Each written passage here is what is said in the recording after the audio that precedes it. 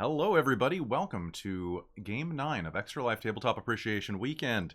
I'm not the DM, so I'm going to pass it off to the one who is. Hello, Krista. Hi, I'm the storyteller today. I'm so excited. We're going to be playing Kids on Brooms. It's going to be amazing, and I'm really excited. And I'm so excited for all of you to be joining me.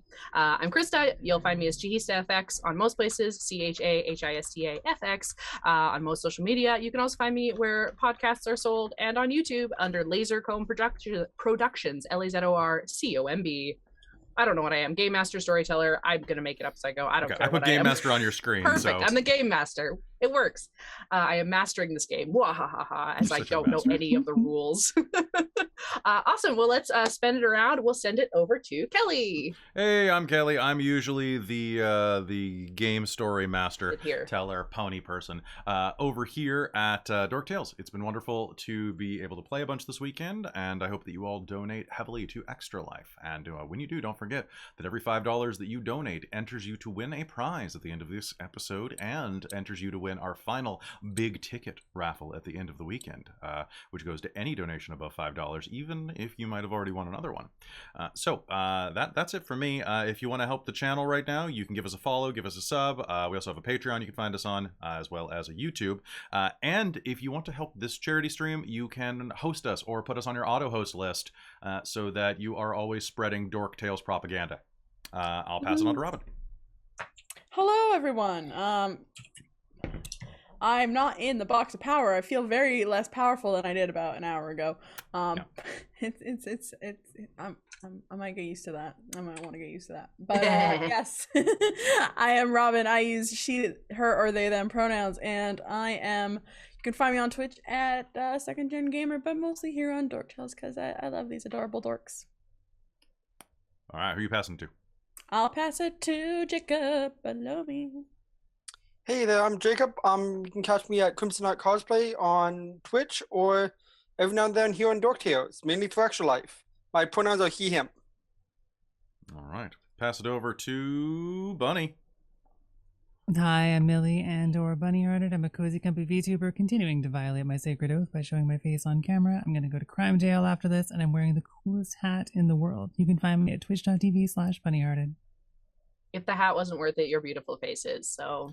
And your finally, beautiful face is twice as beautiful, and I'll kick your ass about it. How dare you? Fight you. all right, enough fighting. Time to pass it over to Hailiiz. Hi, I'm Hailiiz, she, her, and you can find me on almost all social media as Hailiiz, and I'm an artist. A very good one. Very good one. I've talked you up all weekend though, so I don't want to embarrass you anymore. Go buy Hailiiz's art. Do it. I am having a shop drop. It's September 7th to 12th. Like seriously, like this is like present art that you buy for people that you care about. So seriously, worth every penny. Yep. Krista, back to you. Hi guys. So if you were here yesterday, which all of these fine people were, we played a little game called The Quiet Year, in which we built a world that we are going to play in.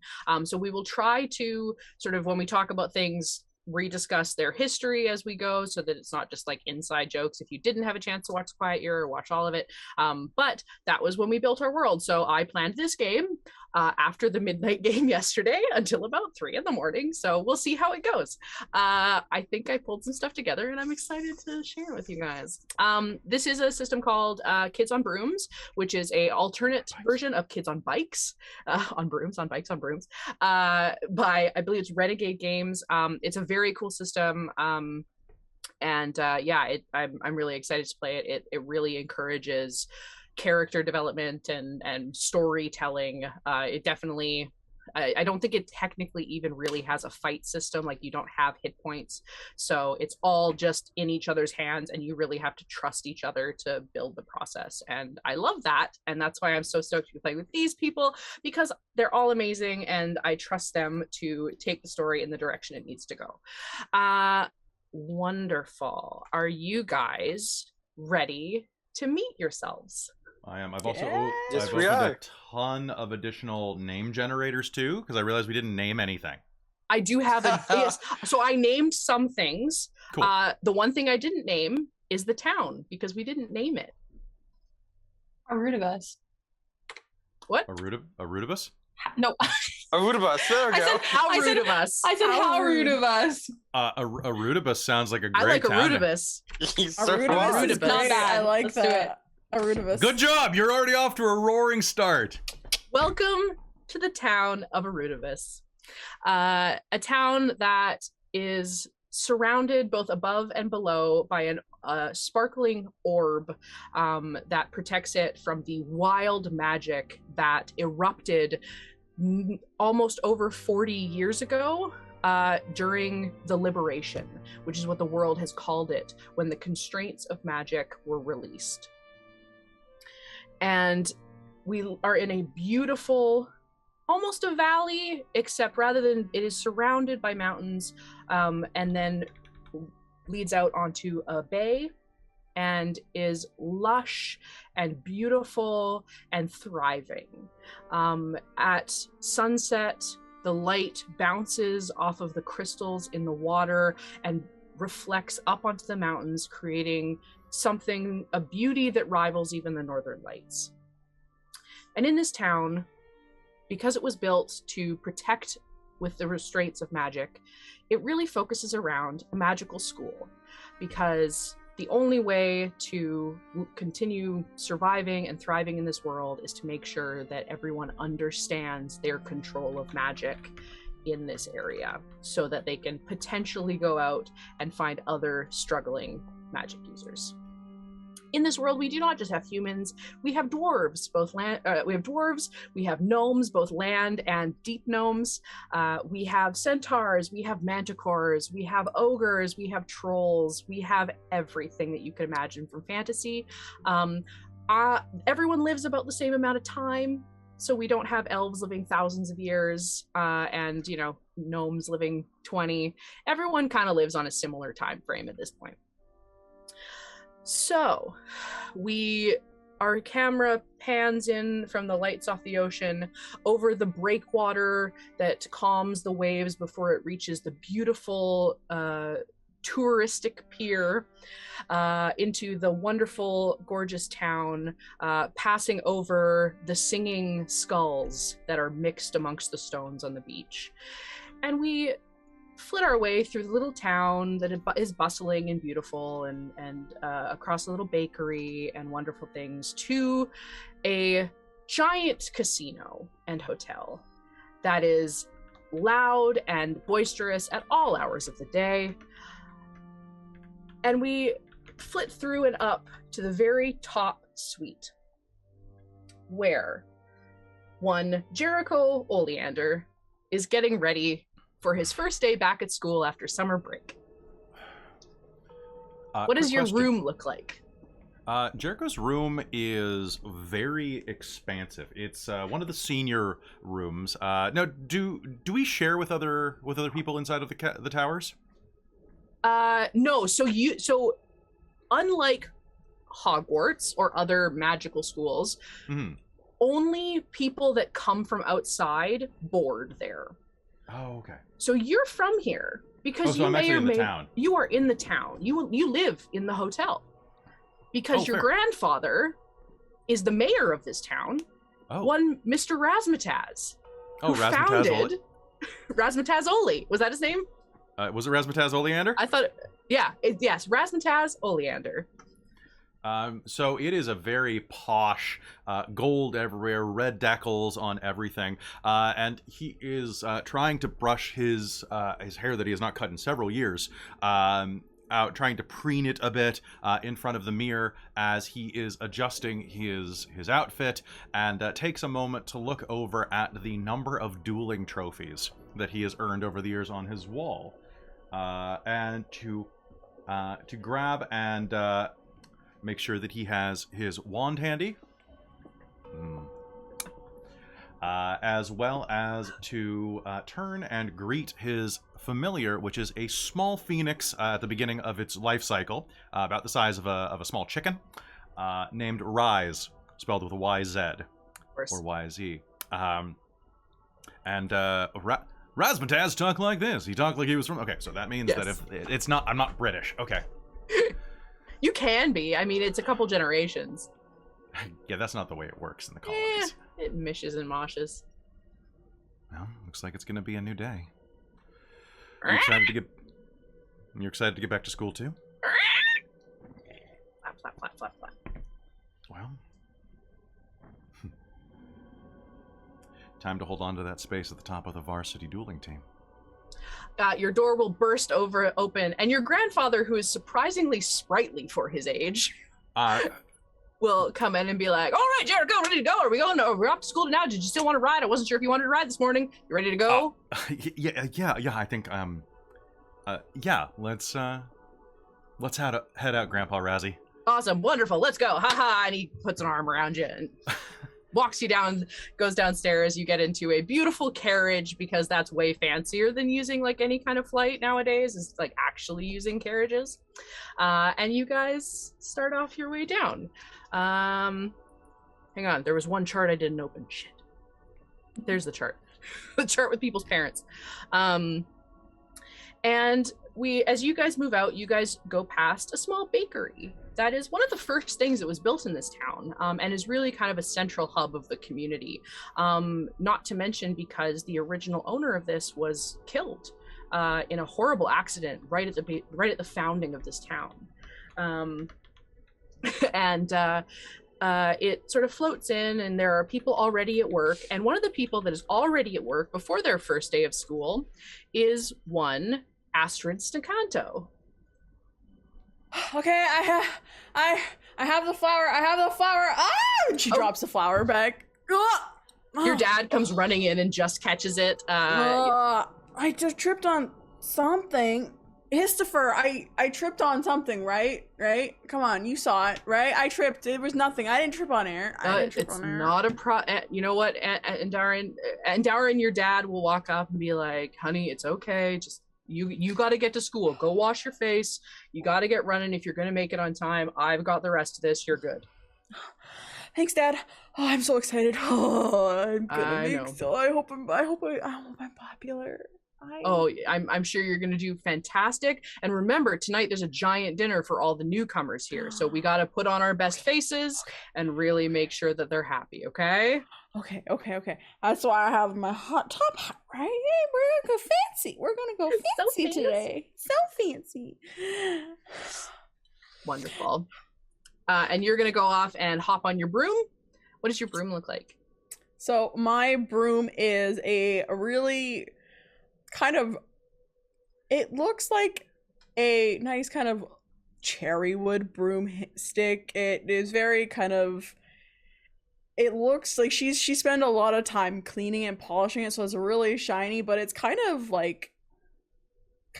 not like smooth. It has like divots and stuff on it from the broom she had, and it's just kind of decorated almost like a cake. Like she's somehow figured out how to like make frosting look like on it. So she like rides basically a pastry broom is kind of fantastic. She has. Wonderful. All right. So as you fly out, you go past you fly your way kind of through the town, and we end up at a little house that is quite well put together and looks very well tended to, and very well kept. And we enter into the kitchen with Pepper Whitmore, who is getting themselves some breakfast. Oh my god, these eggs are so big. How big is a chicken? I don't believe you. Come on. This is too much. You need to eat more of these omelets. Mom, come on. Seriously. This is ridiculous. Your mother comes over and goes, and do you think this hat's big enough? People aren't going to step on me again, right? I'm really nervous after the last time. No, we had a discussion with the people at the school, and they're doing early morning warnings every day, at least for the first 2 weeks of school. I could put like a candle on the top, maybe? That might be a little much, honey, but I think you'll be okay. I think you'll be fine. Your mom, who is in her nurse's garb, works at the hospital, and so she is also getting ready for her morning and rushing a little bit. Your father, also a gnome, comes rushing down the stairs, frantically putting on a uniform as he is a member of the Manticore. who is a group that was originally created as this like secret society that existed amongst the students.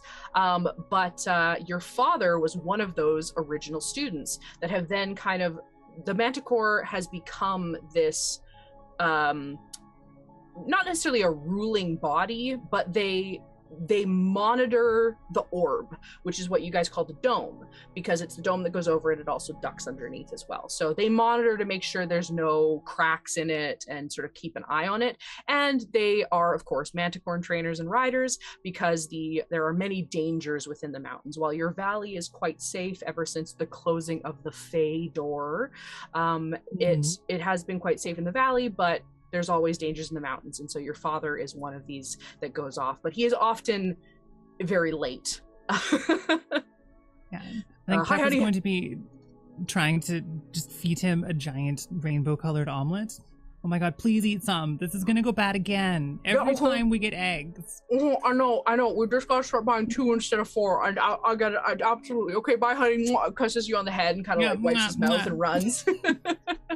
And your mom kind of sighs. And it's like, all right, honey, I gotta get off to work. You get off to school in your time, okay? Okay. And you go to hop on your broom. What does your broom look like? Pepper is all prepared. She has all of her stuff organized by the tiny door. I think Pepper's broom was at one point a spatula that has been reorganized into being a broom.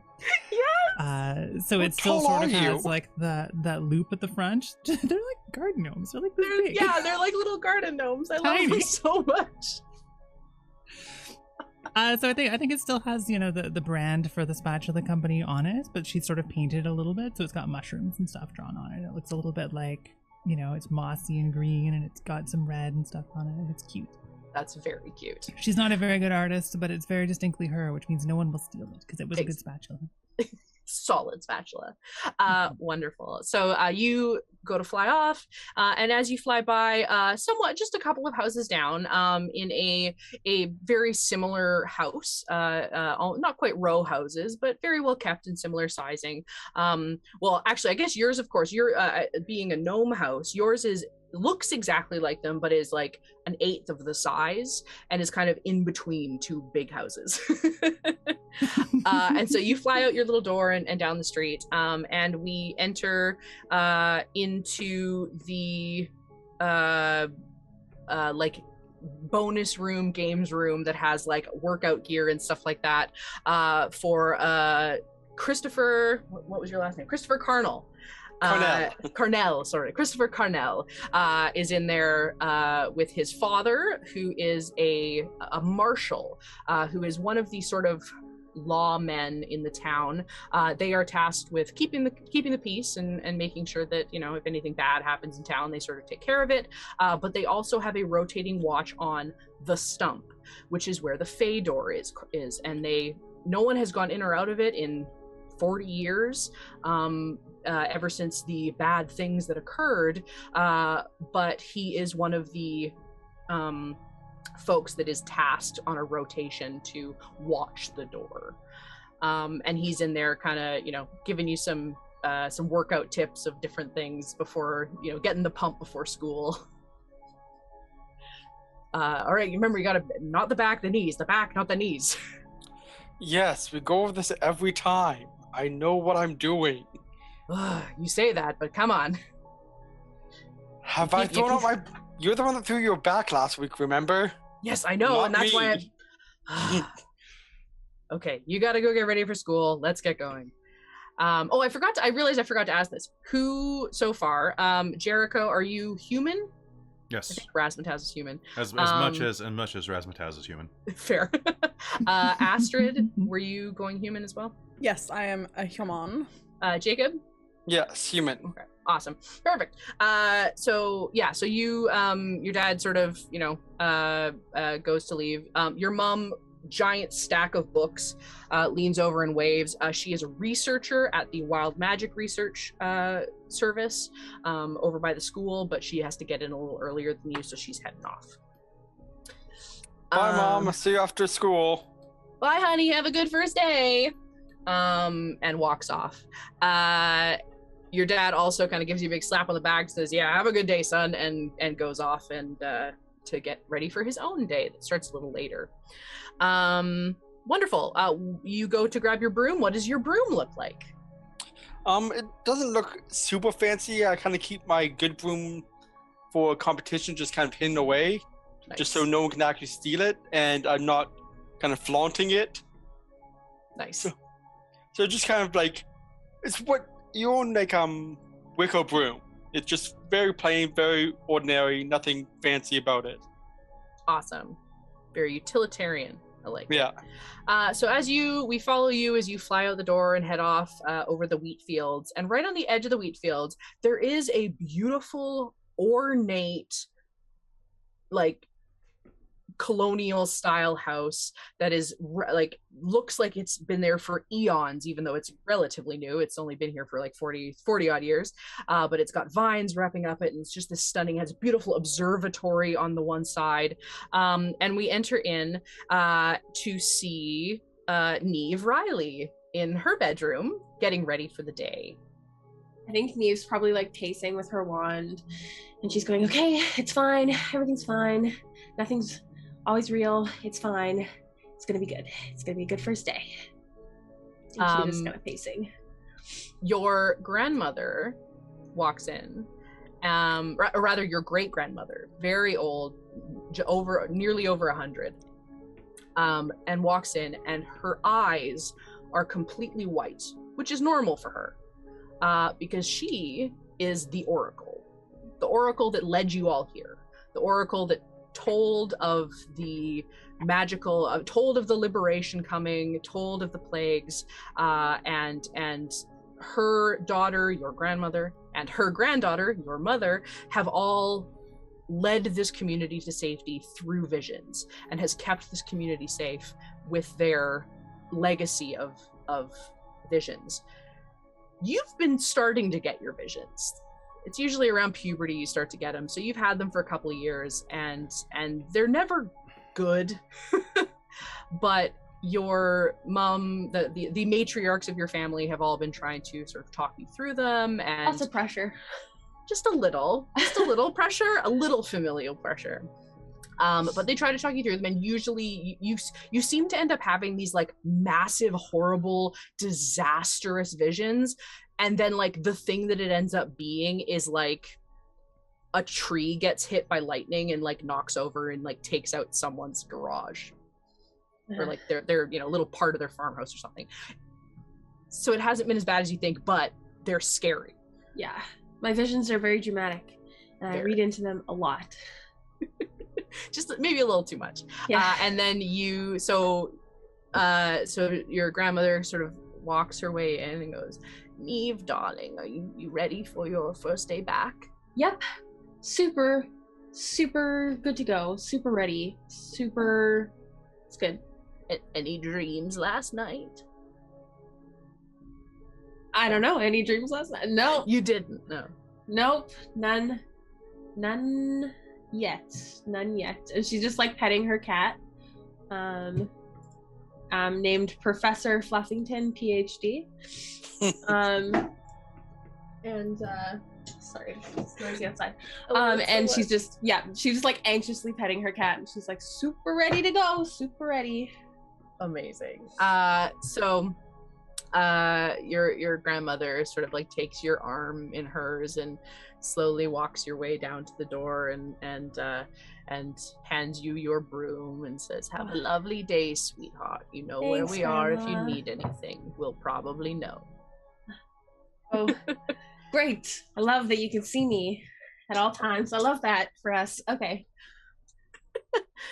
Have a lovely day. What does your broom look like? My broom is very simple. So it's just a plain broom, plain like straw at the bottom. It's got like a nice like gold string like holding the straw on, and then it just has like a feather tied to the top of it. Very nice. Beautiful. So you go to fly off, and you guys all sort of arrive at the same time as most of the students. Do any of you guys, like, are any of you guys friends? You're all pretty diverse people. Neve's a friend to all. Mm-hmm. I mean, how old is everybody? You're all the based same on age. tropes, Okay. Me and Jericho probably being- have friendly rivalries because we're both kind of athletes. Oh, I mean, yeah. I guess you're an athlete. I mean, what's your sport? What's my sport? Yeah. Broom racing, you know that. I mean, it seems like the broom's doing most of the work. Gotta be able to control it. Didn't you fall off yours last week? No, I think you're thinking of someone else. I mean, if you're talking about control, it's all about your wand. Pepper is playing the bestie trope. And so, yeah, you're probably bestie to at least one of these. I feel I like would I would probably- best. I was say Sorry. the baker in the kitchen. I would say Asher probably loves going over and helping.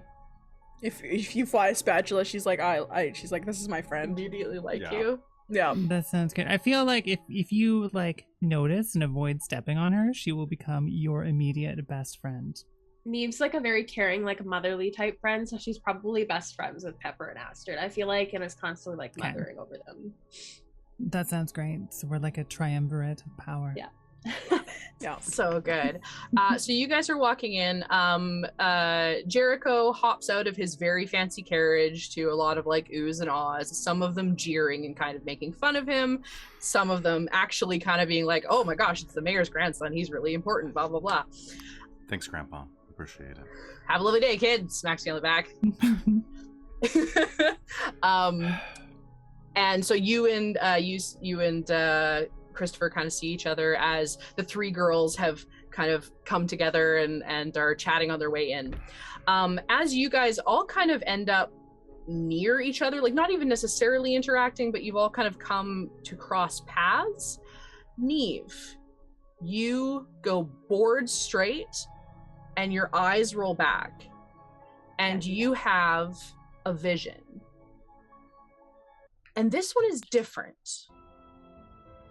You have a flash of yourself with your hand out.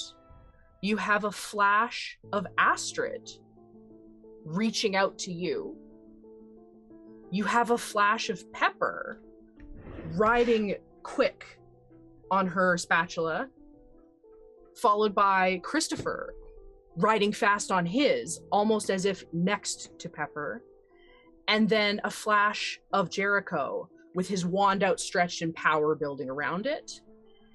Then you see all five of you from behind, and ahead of you is an army.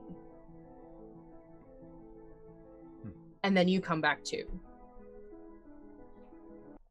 Hey, Neve, you okay? You okay, Neve? Yes, maybe? No, I don't. Here, have a cupcake. I brought them for the first day of school. Take a cupcake. You'll feel better. Okay.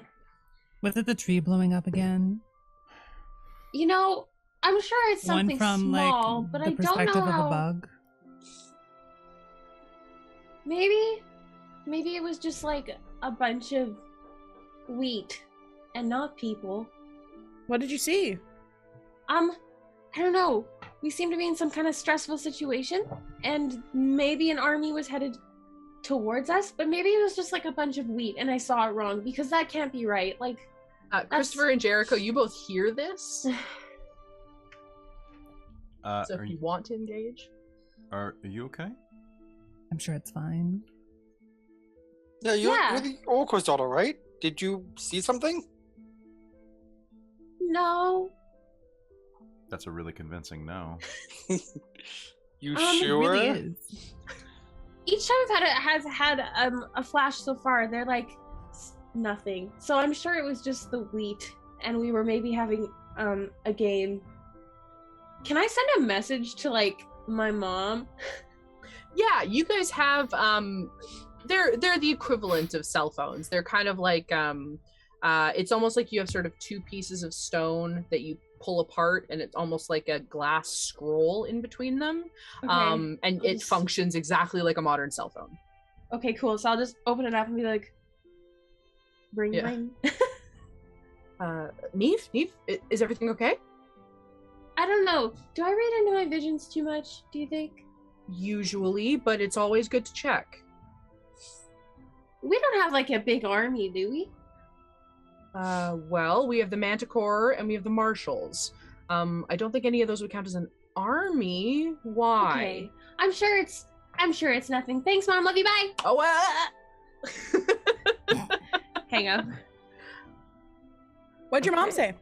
Oh, she said I read into them too much. I'm sure it's nothing. Well, I'll think about it maybe over lunch or something.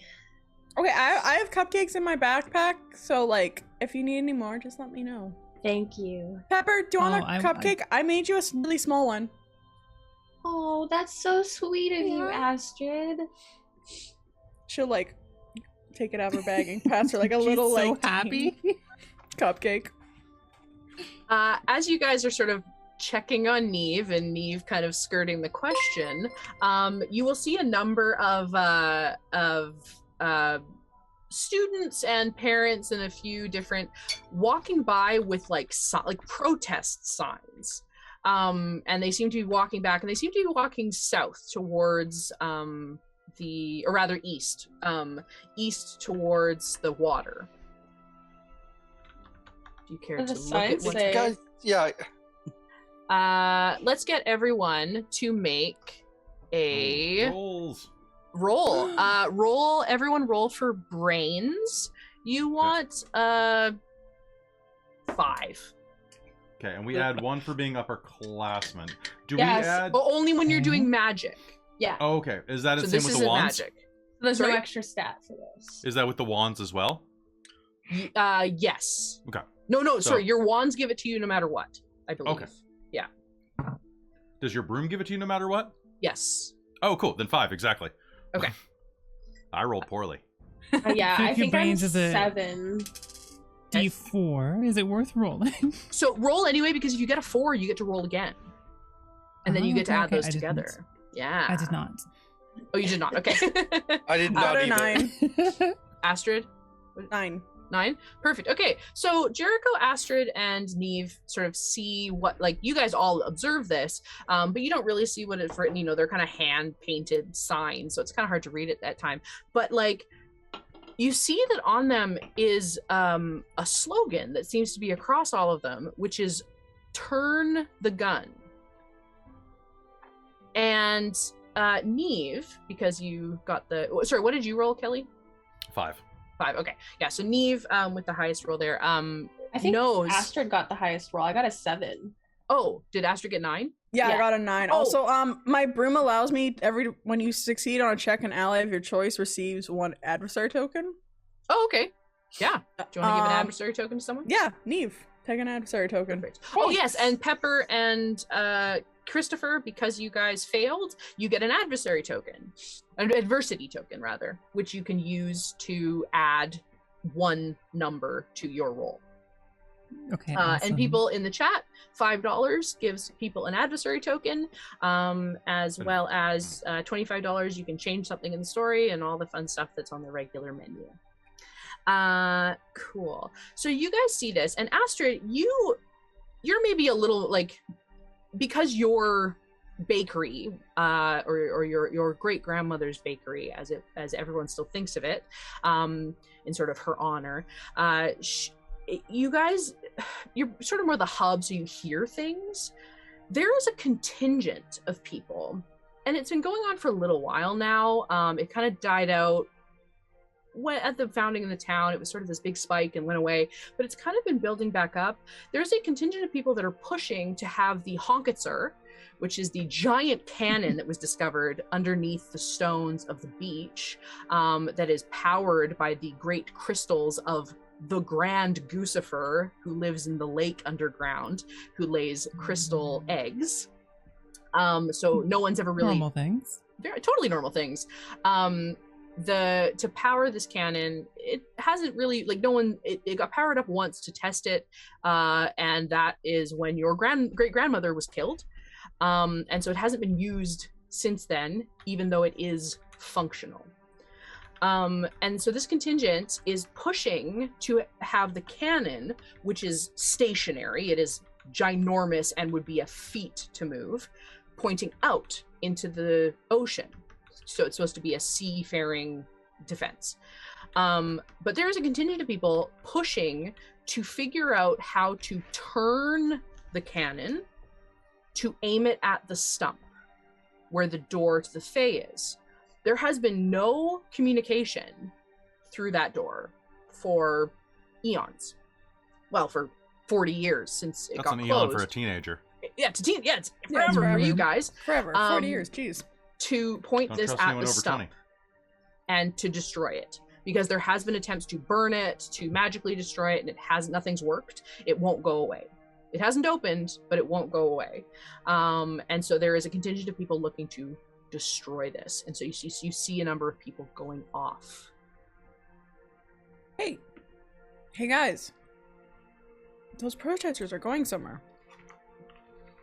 Sure, they're just Protesting walking again. around, probably just protesting what they Where are they protest. going?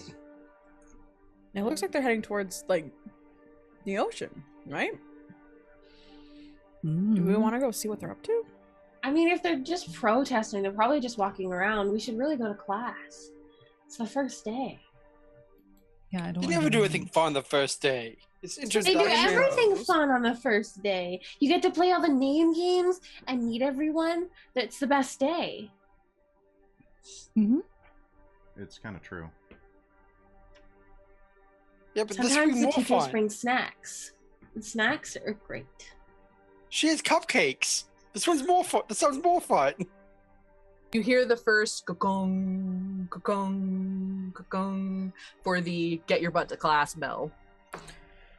I'm gonna go to class, but I understand if you guys don't want to. But I'm sure they're just walking around marching with their signs and stuff. You guys should get good grades. Otherwise, we won't graduate, and then we can't all keep hanging out together because you'll be stuck in school. That's Yeah. true. Yeah. Fine, okay, let's go to class. Maybe we can see if they're around after school. Yeah, then we'll go. Okay. I'm sure they'll be in the news if it's a significant thing too. Mm-hmm. Yeah, Yeah. true. We could be in the news for stopping something significant, though. People are allowed to protest. Mm. Yes, I'm not saying they're They're not. probably just marching around. Nothing too exciting ever happens here.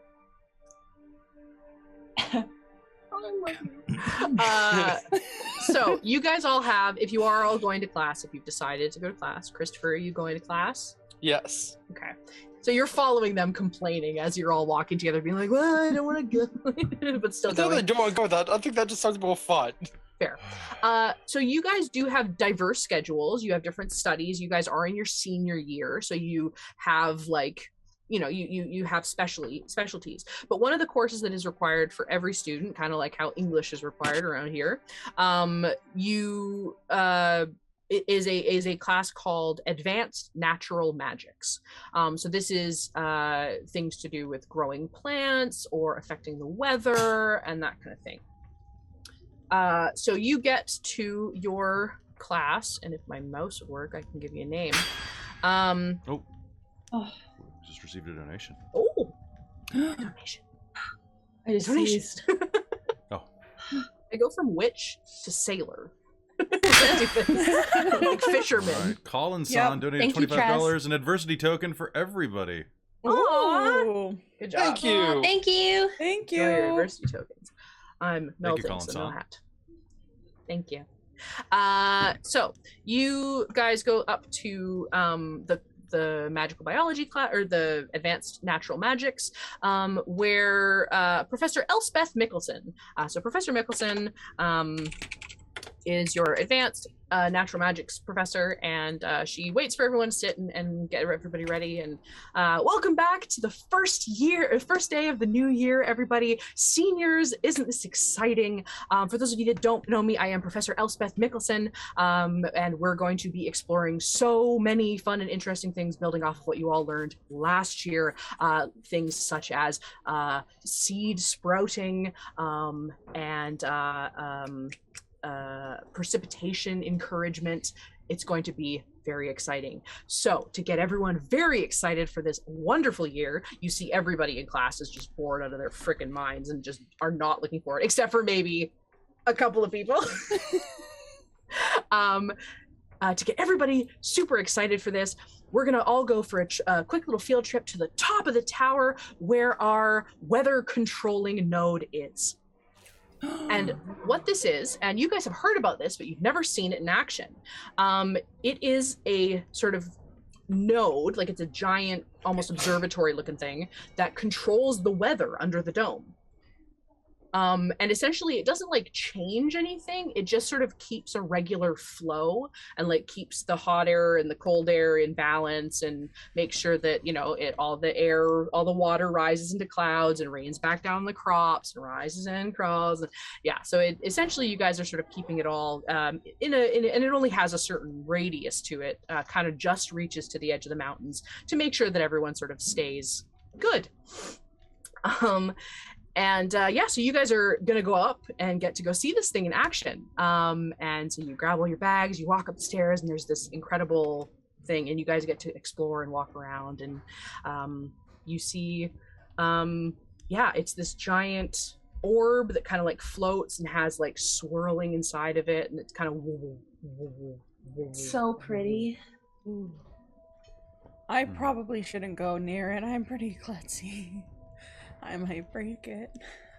I think you'll do just fine. Just be careful and what's take the it worst slow. that could happen? Yeah. I break the weather node and we get weird weather. You can hold my hand if you want to, and we'll go really slow. Okay. Maybe you will not affect my curse. That's obviously on me because I'm so klutzy. I'm sure you're not cursed. Just like patting your hands. I feel cursed. You're wearing the flat hat today, right? I can't see up there. Yeah. I'm wearing the. Am I able to sense, because I am intuitive, am I able to sense if she is going to possibly fall and break this? Give me let's do a magic roll. Okay. Give me a brains. Or So, no, sorry, yeah. No, you know what? A gut. Give me a gut and magic roll. Which one's gut? The bottom. Oh no, sorry, that says grit. I lied. Brains. Yeah. Do brains. Okay, so magic roll is add a d4, right? Correct. Yes. Okay. Oh no. Okay. Does exploding happen on your d4? Yes. Okay. Oh. Okay. So 8, 16, 17, 18. You get a very good sense. You kind of like put a hand on her shoulder to calm her a little bit, and you get this kind of sense amongst you, and you kind of build this connection so that Astrid even kind of calms down and you feel calmer because you know nothing bad's going to happen. You know when bad things are going to happen, even when they're little. You're good. I'll just walk you. Yeah. Okay. Yeah. Let's hold my hand and let's go. Yeah, she's like holding your hand, but she's also holding her other shoulder to like keep you calm and steady. Aw. I think Pepper's gonna sit on top of your hat because it's flat, and therefore she can see everything from up there. We're the cutest trio. Yeah. We're the cutest trio. Oh, I love Pepper, it. what was your familiar? Oh, it's a mouse. Right, a mouse. Can you ride the mouse? What was it? I think the mouse's name was Pete. It's Pete the mouse. Pete, yes, right. So Pete also climbs up next to Histifer, natural enemies, the snake and the mouse. But the mouse kind of like, you've done this before, wiggles underneath Histifer's head, and Histifer kind of like wiggles down on top of him and relaxes as you sit on Professor the top Fluffy's of her hat. in my like satchel, my like crossbody satchel. Sitting with its head out. Yeah. Jericho's phoenix is resting on his shoulder, happily looking about, always enjoying being around magic as a magical being. And Jacob's honey badger, I assume, is sort of like walking along like the ground. Oh, it's in a like oh my god, it has a little I'm pretty sure backpack. the honey badger doesn't give a frick. It doesn't at all. It's too The honey cool to be badger's there. claws are like on my shoulder, so just kind of hang on like a backpack. Do you have an actual backpack that it like sits in like a reverse baby Bjorn? No, it's Oh, I it just don't carry- holds. I don't carry my books. I'm an athlete. I don't need those. Oh no, this is just for him. It's not for books. Oh, no, he is. He just kind of like his claws are over my shoulder. Okay, so He's holding on. Okay. So he holds on. He is my backpack. He holds things in his mouth when you hand them to him. Perfect. Wonderful. So She gives you a quick sort of introduction and like shows you like what it is, discusses some of the science of the magic that runs it, and that it requires a regular sort of power up. So there is a team of teachers that come up here and sort of give it a power boost every now and then. You sort of a weekly thing. So as long as it keeps being powered up, your weather's good. Kind of nice to live in like a. Yes, Neat. What happens if it's not powered up weekly?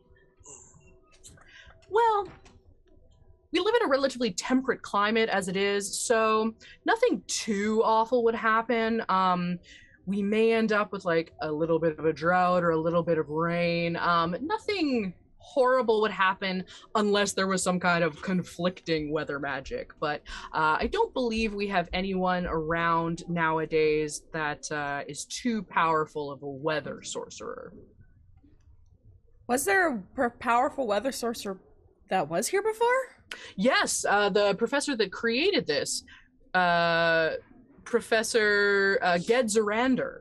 He was an incredible weather sorcerer, and he created this orb and taught us all how to utilize it. I don't think any of us could create it. If it went offline, we might be able to reboot it up again.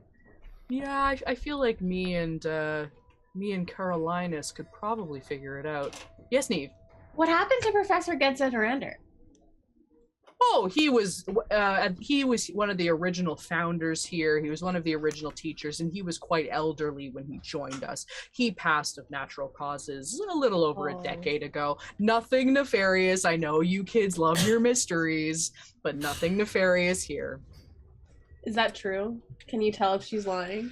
Yeah, if you guys want to roll, if anyone would like to roll a charm. Oh, yes. Ooh. I got a 5. What was the goal? 5. Okay. Yeah. 18. I have 19. Ooh, 19. You guys have D20s? It was 3. A couple of D20s there. Yep. So anyone that got over a 5. 5 or over? Yeah, between like if you get 5 to 10, you know that's the story. Everyone has always like that's just how it like there was. You guys are old enough that you were like little kids. You would have been like 7 when he passed away, and there was a big funeral for it. And you know, like it was all sort of done, seemed everything above board. Pepper and Astrid, there was no mysterious circumstance. I mean, maybe there was something mysterious that happened that nobody knows about, but it is not something that is like discussed. There was no questioning, there was no inquiry where there was no nothing. So yeah, he, as far as you guys know, he died of a stroke or heart attack or just whatever, right? Just died natural causes. Unfortunately, typical.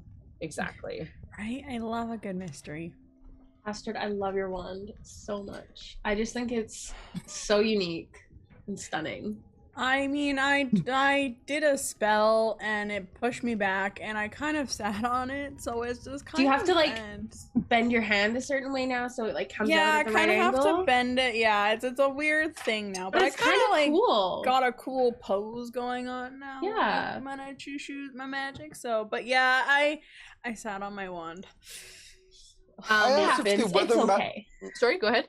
I asked if the weather machine can make it do any weird stuff like rain stuff that's not water. Like cats and dogs. If it can make it rain like wine or something. No, unfortunately, it's not quite that. Do you adjustable? Wine? I haven't had wine yet. It could with the right tinkering rain harder, I suppose, or stop rain from happening, but it only has power to hold that off for so long. So you can't make it do anything fun for a tiny bit, like anything that just adds some enjoyment into this area. Because the weather is kind of boring. Well, you know what? I'd take boring over bad. Well, my mom always says is that boring weather is good weather because in bad weather we all drown. Yeah.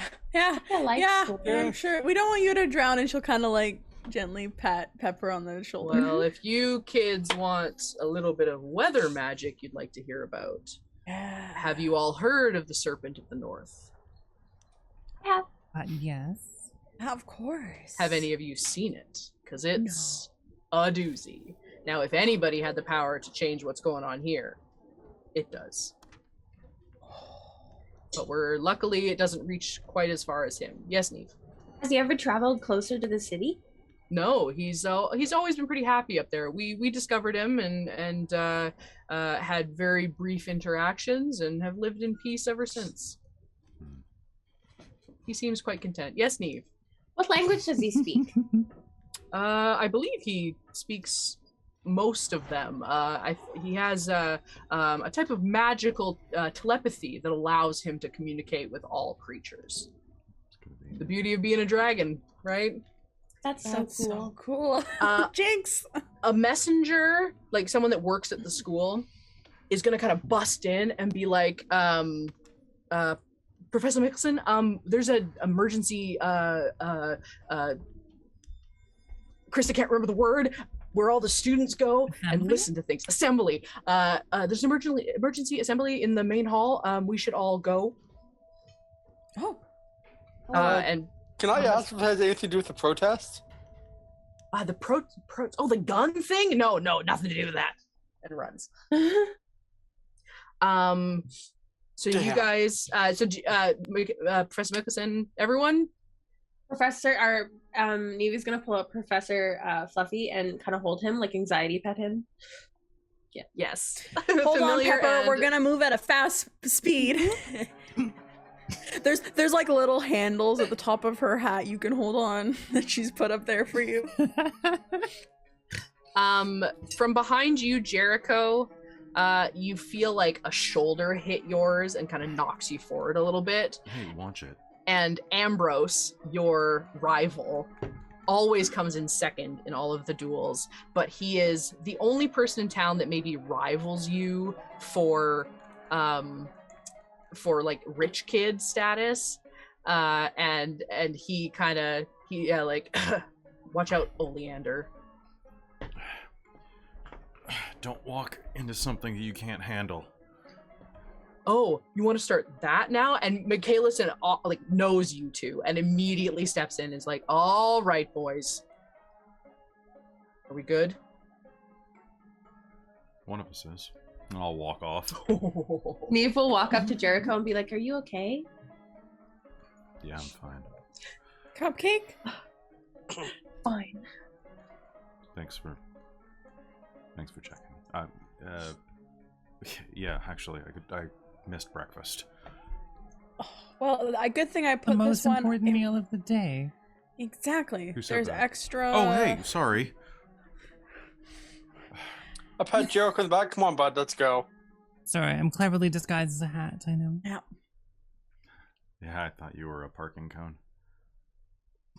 Dude, too far. It's okay, Pepper. Even if you were a parking cone, you're a very cute on my hat parking again cone. this year. It was a good look last year. I mean, I only caught fire for a little bit. We put you out right away. Cool. Mm-hmm.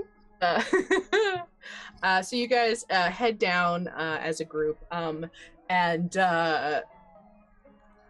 as you do, you guys all sort of start to line in, and Jericho, you see your grandfather standing there talking with the principal of the school, Professor Atlantes Coriolanus, so Professor Coriolanus, and they're sort of talking in hushed rush voices.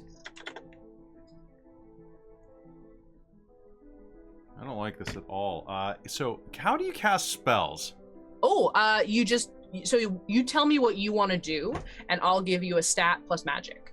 So I would like to eavesdropus Maximus. Is this something you do often? I don't think terribly often. I think that this is what are the options? So you do it often, or you're making up on the fly? Well, yeah. Well, there's kind of a scale. It's like, yeah, I've never done this before. This is within my wheelhouse, but I've never done this exact thing. And yeah, like I do this every day, right? Like I've maybe done it once or twice. Okay, so let's say it's a difficulty of 10, and you're eavesdropping. So let's say brains. So brains plus magic. Okay, 1 second. Let me just grab my sheet. Okay, brains. Oh god, it's a difficulty of 10. Yeah. Oh, okay, broom plus casting. I got an 11. Yeah, you did. Perfect. Okay, nice. So you kind of like step to the side of everybody walking, and you eavesdrop on these two, and you hear Coriolanus and say, "What are you talking about the Fae? Are you kidding me? Here?" And your grandfather goes around and goes, "Shh, keep your mouth down, okay? We're dealing with it. They're here with a peaceful mission. It has nothing to do with this. We're going to talk about the kids right now. We're going to give them a heads up. We're throwing a party, okay? Just take a breath. This isn't a bad thing. This isn't a bad thing. This isn't a bad thing." And Coriolanus goes, "This isn't a bad thing. It's been 40 years. The last time they were here, they stole our children. What do you expect me to think?" And your grandfather, Razmataz, goes, "Shh, no, we're not talking about this. We're telling the kids this is a good thing. This is a peace treaty. It's fine." And then he kind of looks over and catches you out of the corner of his eye and is like, "All right. Hi, Grandpa." "Hey, Jericho." Oh, Christa locked up. Everybody locked up. My internet's locking up. Oh, no. Okay, wait. Hold on. What?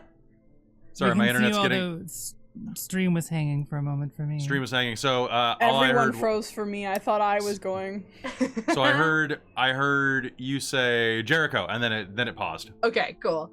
Jericho. Oh, hey there, kiddo. How's it going? Having a good first day of school so far? Smacks you on the back.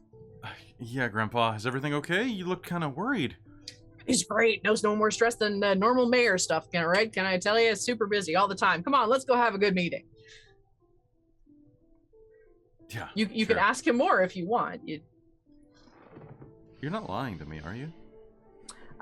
Give me a charm roll. Okay. No, I don't think so. That's probably, I think that's a 6. Oh, pardon me. If it's charm, it's a 5.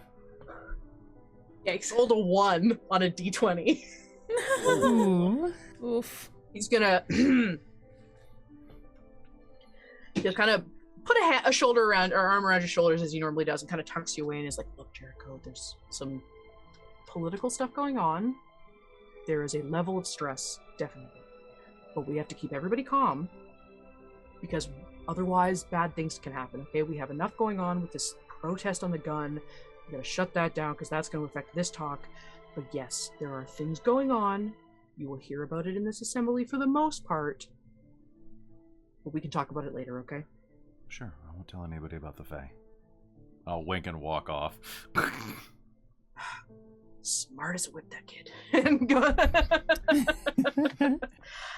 So you guys all head in. Jericho, you find your group of friends that have all sat down together. And I'll plop down next to Nima. Or Neve. Sorry. Do I see my grandma and my mom anywhere just because they're involved with politics sort of stuff? Not your great grandmother, but your grandma and your mom are both up at the stage, sort of casually chatting with a couple of the other teachers. I have a strength of psychic link. Can I talk to them as my family members through my head? Sure. Is that a thing? Yeah. I'll just be like, what's happening? Your mom and your grandma, they're used to dealing with this in the back, so they don't like sit up straight, but they kind of hear you and give you a quick glance. And while continuing a conversation, no panicking required, but you said you had a vision, right? Okay, we need to talk about that as soon as this assembly is over, okay? Okay. Breathe. No panicking. So my cat. This should be a good thing, okay? Okay. Good. Okay. So, You guys all sit down, and everyone sort of on the stage sits down, and Razmataz Oleander, mayor of the town and founder of the capitalist society you live in now, let's be honest, is going to stand up on up at the cistern. Is that the word? Podium. Standing up at the podium. Lectern, not lectern. That's the word I was thinking of. Stands up at the lectern, and will talk into it. His voice booms out magically. Hello, everybody, and welcome to this emergency assembly. Well, not even emergency, just a really important thing. We really wanted to talk to all of you because there's something big going on in the town, and we wanted to make sure that you kids all knew about it. Because we don't want any of those nasty rumors going around. I know how all you kids think. I was young once myself, but that's besides the point. And he's going to sit down and goes, well, for the first time in nearly 4 decades, the stump has opened. And you hear, what? Now, before anyone's gonna go talking stuff, there was a messenger that came, and they are reaching out in a gesture of peace, and they would like to meet their neighboring communities on the other side of the door. And we all think, I've discussed it with the council and many of your teachers here at the school, and we've decided that yes, it is a really good idea to reach out to them. It's been a long time, and we think it's probably for the better to engage in friendly neighborly activities. So their royal family, Queen Alira and Queen Fenelon, are going to be joining us. They're going to, as we are already in the middle of a celebration with our new students that have joined us from outside of the orb, and you see stand up, everybody, stand up, and you see a couple awkward, like, young first years, and some of the older kids kind of stand up and, like, wave, and these are kids that have come from the wilds. There is every year, kind of over the summer, a number of the teachers go out into the world and kind of, like, not hunt down, but, like, recruit. Recruit is the word. It's much nicer than hunt down. Hunt down with bows and arrows. Ta-ta, your magic. Come here now. Exactly. Throughout this whole conversation, Neve is starting to panic more and more because of her vision and just, like, shaking her head. Okay. Astrid's gonna be, like, just constantly, like, feeding you cookies. Just being like, take a cookie. Gonna make Neve so fat. How is everyone else reacting to this? She's probably actually holding the cookies, like, not actually eating them. She's just... Did they convey what the sign said to those of us that didn't get a chance to read it? You guys read them, but it didn't really mean anything to you.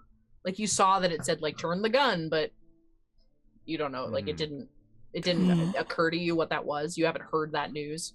Your dad, honestly, your dad's probably been keeping it from you because he's a marshal, and so he's one of the people that's supposed to be at the stump. So his life is kind of in danger from that. So he's been kind of keeping that from you, I think. Neve, Pepper, I saw the protesters about the gun. What if they're gonna disrupt the party? What if they're gonna do something with the Fae people coming? This is not good. Sure. They don't have an army. You don't know what that means, but they don't have an army. I'm not worried about them just yet. What? What? What? Did you? What? What? What? Well, you know what we do? We have each other. We're an army. Mm-hmm. Pretty small army. Yeah, I think that those gun people, Speak they're... for yourself? Yeah, she's...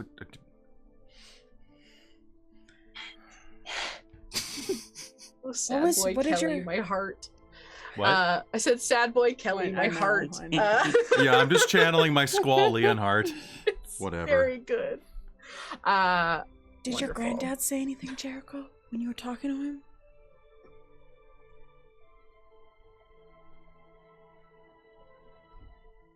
Oh, I don't think he heard you. Oh, it's Cat. Oh, sorry, I forgot who I was for a second. Jericho, did your granddad say anything to you? Not really. Nothing that he didn't say there. Just that they're a lot more worried about it than they're letting on. That's why. So am I. The army that you saw, were they people or were they, Can I remember if they seemed like villagers? Roll me a brains plus magic. Great.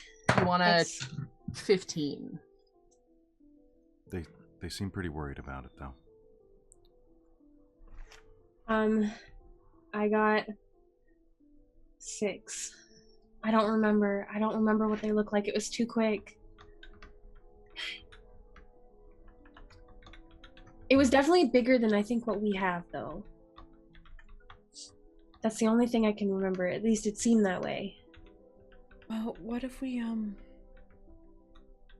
Well, I mean, if they do have an army in the Fae, that's not gonna be good. No, I don't think so. Especially if the protesters coincide and they could just start an all-out war. Yeah. Are we just like talking while the you guys are good? Yeah. So Mayor Oleander has a way of talking that really takes about 5 times longer than anybody needs. He just likes to fill in a lot of stuff. But essentially, what you're hearing in the background is you are hearing. I was very confused for a second. I was like, "Who's in my planning document? I didn't share that with anybody." And then I realized I'm on it in my laptop. Isn't that always as well. creepy when you do that and you're like, wait a minute. What's going on? Who's this asshole? Oh, I'm the asshole. I'm surrounded by assholes. Fire, assholes. Again. Yo! Oh my god. Okay, so yeah, he's continuing going on and he's like, yeah, with the celebrations of all of our new students and we're already in the partying mood, so we've invited them to join us for our celebrations so that we can get a feel for each other and really so they have an opportunity to get to know us and know that we are friends and that we are good people here in the place that we are. Arudibus, that we, the people of Arudibus, are a good and kind, neighborly people, and we wish to forgive past wrongdoings. Does everyone want to make me a brains roll? DC 10.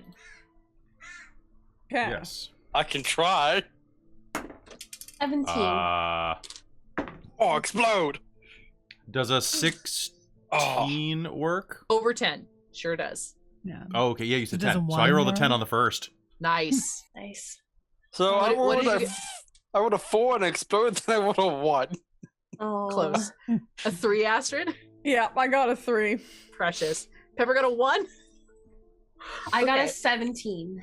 Amazing. So Neve and Jericho, you guys are kind of like, everyone is, as none of you are newcomers. You're all like multi-generational from here. Mm-hmm. But you guys, like, your families are integral. So you've heard this, whether you paid more attention in history class or you heard it from your families.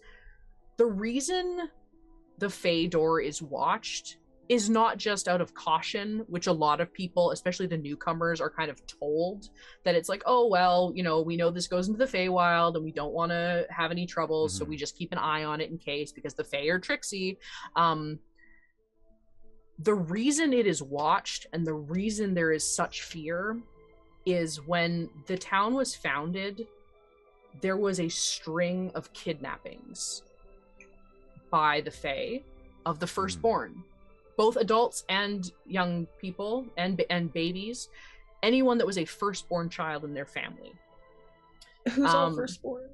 But I'm a firstborn. I'm a firstborn. I think you're all only children. Yeah. Mm-hmm. Yep. Shit. Yep. So that's but then there was a repeat attack. There was a group that was originally supposed to be sent in to just discover information or to find the people that were taken, but they returned as the smelters that had gone in and had kidnapped and killed numerous Fae and brought them back to study their magic in awful, torturous ways. The community rose up against them in practically a civil war, and the smelters, having sort of figured out how to live in the Fae, had retreated through the door, and the door has not been opened since. And so now, with the Fae coming back, that's probably why there's a lot of tension. Because a lot of shit happened. You are welcome to share that. Or discuss it. We're all firstborns, right? Yeah. I assume so. Yeah. Probably. Okay. Right. I gotta talk to my mom. Is it involved with the door? I can talk to my dad. That's a really scary question. Yeah, that is a very scary question. Neve, what's going on? There's so many options, and there's so many routes that this could take. I don't know yet. I'm not good at this. The mayor will finish up his speech and dismiss everyone, which will give Neve an opportunity to run over and see your mom. Yep. Hi, Mom. Hi, honey. Okay, what was... And her and your grandma kind of pull you aside and go... Are the firstborns going to get taken? Or maybe these are the smelters that have come back to take revenge, and I don't know what to do. Breathe. Okay, what did you see? So me and my friends, we're all fighting something, and it seems to be a really large army, and I can't remember exactly what it was, but it was definitely an army that was bigger than what we have, and now I'm not sure what it could be. Okay. That sounds a lot more clearer than your normal ones. Okay. We will discuss this with Mayor Oleander, and we will see you at home. You have the rest of your day at school. You're not going to talk to me about it? You're not going to... We don't have any information about it right now. I will talk to you tonight, okay? Okay. Go back to your friends. Have a good rest of your day, okay? Try to stay calm. I It won't. looked like your friend Astrid had a ton of cookies. Eat as I'm really many as you full. want. Okay, well, maybe go get a glass of water, splash some on your face, okay? Okay. All right, and she kind of like ushers you off. Okay. And I'll just come back and sit next to Astrid and what's his name? Jericho. Cool. Do you want to tell them what your grandma said or your mom said? No. No. I'm still anxious and just quiet. Okay. So Are we supposed to go to class now? How can we go to class? Now do you guys want to skip? Yeah. what's the next class? I shouldn't. You guys have Okay, different classes. Jacob and Jericho have phys ed, essentially. There's nothing we can do right now. We might as well. Guys, just do me a favor. Because we're all firstborns, just don't close your eyes and don't be alone. Okay? Okay. Okay. It's gonna be okay. As you guys are sitting chatting, Oh, we have a donation. yay! Woo! Hello. Hooray. Donations. What was it? It's coming in. It's coming in. It is Oh, $60. $60 from Precarious to give Manuelan, or Manu, how do I always do that? Manuelan, her Hulk. All right, so their Hulk will be. Perfect. Oh my god. Looks like you get a Hulk. Perfect. Yes. That's gonna have to be tactical. So,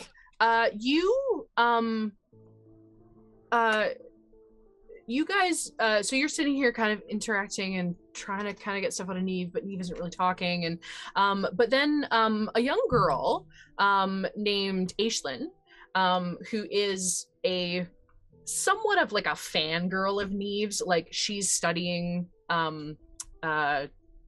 divination and stuff like that. It's kind of where she focuses, but she's like a second year. She's quite young. But she kind of comes up to you, and her familiar is the biggest goddamn dog you've ever seen. And she's about 3 foot. This dog is about the size of her. She could ride it. For looks wise, it's like a Caucasian Mastiff or a Tibetan Mastiff. It's Neve just instantly starts petting him if he'll let her. He absolutely does. Yeah. Because he knows Aishlin loves Another you, donation. Facebook donor, $100. $100. Whoa! Who Oh my got gosh. Yeah, no kidding. Don't know. that? I'm gonna see if I can Thank find you, out. Facebook Yeah. donor. Hunt. Hang on, I'm so sorry. I gotta check something. I'll be back in 30 seconds. Okay. Yeah. And so Was it on mine? Aishlin comes up to you and It was me. Oh, congratulations. I'm gonna find out who that was. Also, thank you, Breck. You donated the 60 on mine. Thank you, Breck. You're all so good. Why are you all so amazing? Seriously, You guys are also amazing, fam. Yes, Oh, thank you so much. My sister-in-law, I think, just did. Yeah. Aww. Nice. Oh yeah, so I should also say my girlfriend donated $200 pre-stream to have these characters that I'm about to introduce show up, and yes, they are pets from our OC RP that we've been playing for like 2.5 years on Discord. That's so awesome! That's great. Aww. They are the pets of our characters who are together. Which is Also, gross. You want to know something ridiculous? I'm just going to interject real quick. Yeah. I've been getting donations from people that I don't actually know. Like, I think this might be her boyfriend or friend. But like, I've been getting donations from a couple of people that are just in like groups that Dork Tales belongs to.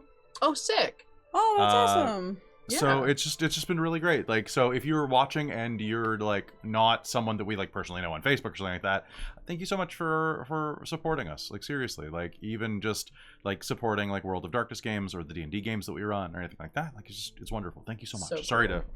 wanted to say that real quick, and while Bunny's out of the room. Yeah, absolutely. Yes, cool. Thank you for the donations. It means a lot to all of us here. God, almost $5,000. So good. Yeah. Well, and in Canadian, that's almost. Now. We're so old. 85. Oh, Aww. so teamwork. Melanie's crying. This is teamwork. Aww. This is what teamwork is. I'm almost crying too because of how much money we've raised. Like, and this last is year only we did only the first event. yeah, last year we did what? Mhm. 10? Last year we did 15,000 Canadian. So I 15, think that was yeah. 12,000. I can pull it up. It's the exchange rate is what changes things. Yeah. Okay, so so Aishlin comes up and she is like I said, she's kind of a fangirl of yours, like because you're like the great granddaughter of the Oracle, and so like Hi, she's Aishlin. Hi Neve, how's it going? It's good. I love your dog so much. Oh, Schnookums is so good, isn't he? He's so cute. And so Schnookums comes up and gives you a big lick up the face, and then licks Professor Fluffington, PhD. Fluffington. So gives licks Professor Fluffington, PhD, and he takes it, but starts like licking himself to clean himself from it. Yeah, for sure. And out from kind of underneath Schnookums jumps a smaller dog that is like a little, I can't remember what kind of dog it's supposed to be. I'm gonna say Wow. not a chihuahua, not quite that small. More like a Terrier. let's see. Let's say a terrier. Okay. Jack Russell. It's a little Jack Russell. Okay, so this little Jack Russell comes out and jumps up and kind of looks, and you recognize this. This is Princess, who is Aishlin's sister's familiar. Her older sister Ariadne, is around her familiar that hangs around. But it's just them together right now. And so Aishlin kind of looks up at you and awkwardly at your friends because she's familiar with them but doesn't know them so much. And like, oh, yeah, thanks. Aishlin, where's Ariane? What is it? Ariadne. Ariadne. Where's Ariadne? I was gonna ask you guys if you'd seen her. She's been really into skipping class the last year or so, I kind of figured she was just skipping. But Aishlin? Yeah. Who's born first? Ariadne. It's just us. Why? Okay. Okay, Aisling, you should go to your class. Okay. Okay. Can you take another cupcake? Take another cupcake. Yeah. Thank you. She kind of breaks one in half and like feeds it to the dogs. Oh, I have some dog friendly ones too. Here.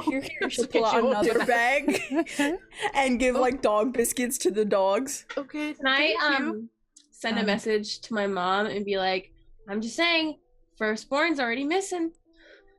She kind of like shoots you a glance over of like, calm down. Let the adults deal with this. Okay, well, I know a firstborn that's missing, that's all I'm saying. You get about noted. You get back. Doesn't even ask me which one. They don't care at all. You guys, we should skip class. Don't care about anything. We should skip class and figure this out. I'm not usually one to skip class, but I gotta talk to you guys. Okay. So we're skipping class then, right? I'll do whatever you want to do. Jericho, you want to come? Yeah, I think I do. Okay. Then we're gonna find an empty hallway. Hey guys, you can't just go to my house. No one's home. Your parents aren't home? My dad's working, my mom's also working. They both have high-end jobs. Dad's working security, my mom's working at the magic facility. Someone might see us if we leave campus, though. Yeah. That is a danger. I'm sure we can sneak out, guys. Do we all have our brooms? Yeah, I have my broom. I don't think we asked Jericho what Jericho's broom looks like. So Jericho's broom is a mastermind sweeper. So it's like perfect. I think it's so perfect it makes him brainier. It is sleek, it is intelligent, it is like the Tesla looking thing. Like it's a hybrid broom. It's like one part broom, one part Roomba. Amazing. Okay. A Broomba? A Broomba. Guys, let's go up to that tower and go over to. We'll fly straight to Chris's place. Okay, let me just get my good broom. What do you prefer? Christopher, either one's fine. Okay. Let me just grab my good broom. One sec. You have a bad broom? Yeah, I got my everyday broom. Then I got my competition broom. If we're gonna be fast, let's get that one. Okay. So we go to my lock and just grab my good broom. Perfect. So you get your fancy sport broom. Yeah. Amazing. It's got like foot pedals and stuff, so you stick on it better. Yeah. Amazing. Okay, so you guys all kind of like sneak back up. Like the classes are like in session, but it's chaos. Like people are talking, people are like mostly excited. Like, oh, because like most of these kids, you know, haven't really paid attention to history class. It's like, oh, cool, there's fairies coming. This is incredible. And you guys fly up or you run upstairs and manage to kind of dodge and fly out over it. So as you guys fly out, the main town and where all of you live is kind of on the other side of the cornfields, which have been here since the town was founded. And it is kind of a complex maze of maze that then the maze is actually like fallow ground. Like you can't grow things in it. It is designed to look this way. And so you guys fly out over, and as you do, you see a large like train of people, not a physical train, but a train of people coming out of the stump, in glorious, splendid clothing that glitters in the sun as they come out and almost rivals the lights that you normally see among the mountains. And you see two you can't quite see their faces or anything, but like they are statuesque, and you can tell from this height that they are gorgeous, and they are walking hand in hand and are sort of in the center of this grand assembly, and make their way through the maze to the edge where you can see a number of carriages, including the mayoral carriage, is awaiting them. Are you guys continuing over? Can I try something that might be stupid? I encourage it. Always. Always do the stupid. So as brainy as Neve is, she has like a handful of theories, and one of them has to do with the smelters. So she wants to try and like send a message, like a psychic link to one of them that doesn't look particularly fey, maybe one that looks a little less fey or anything like that, if that's a thing, and be like, those smelters, hey, but like not in a way where they'd know where I am, just to get a response. Interesting. There is a woman that looks human. Like the Fae are otherworldly, and some of them are like trolls and like somehow covered in ice and somehow made of fire, and it's just all of these, like, you've seen a lot of interesting creatures that live in this world. These are something else. And you look down, you see this one woman that is right behind the two women you assume are the queens. And you see this woman walking by them, very well dressed, perhaps an advisor or a servant or something like that. And you see her, and it won't be a message. Roll me a brains and magic. You want to hit it? I have a small question. Yeah. Neve, do you look obviously like you're going to do something suspicious or wild? Are you like pondering? I feel like when she uses and... spells where she talks to people, she brings her wand to her head. So yeah, probably. Okay. Like Pepper's gonna sort of like fly up to you and say, I don't know what you're doing, but you're really good at this. Don't worry about it. You should take +2 when I'm giving you an AT because I'm a loyal friend. Thank you. I'll tell you about it when we land. Wonderful. That's awesome. 16, 17. 17. Beautiful. So I said 15 was going to be your goal, so that's perfect. 17 +2. Sorry. 19. Amazing. Yeah. Okay, so you don't so much send a message, but you send the inference of those smelters, huh? Basically. And what you get back isn't necessarily a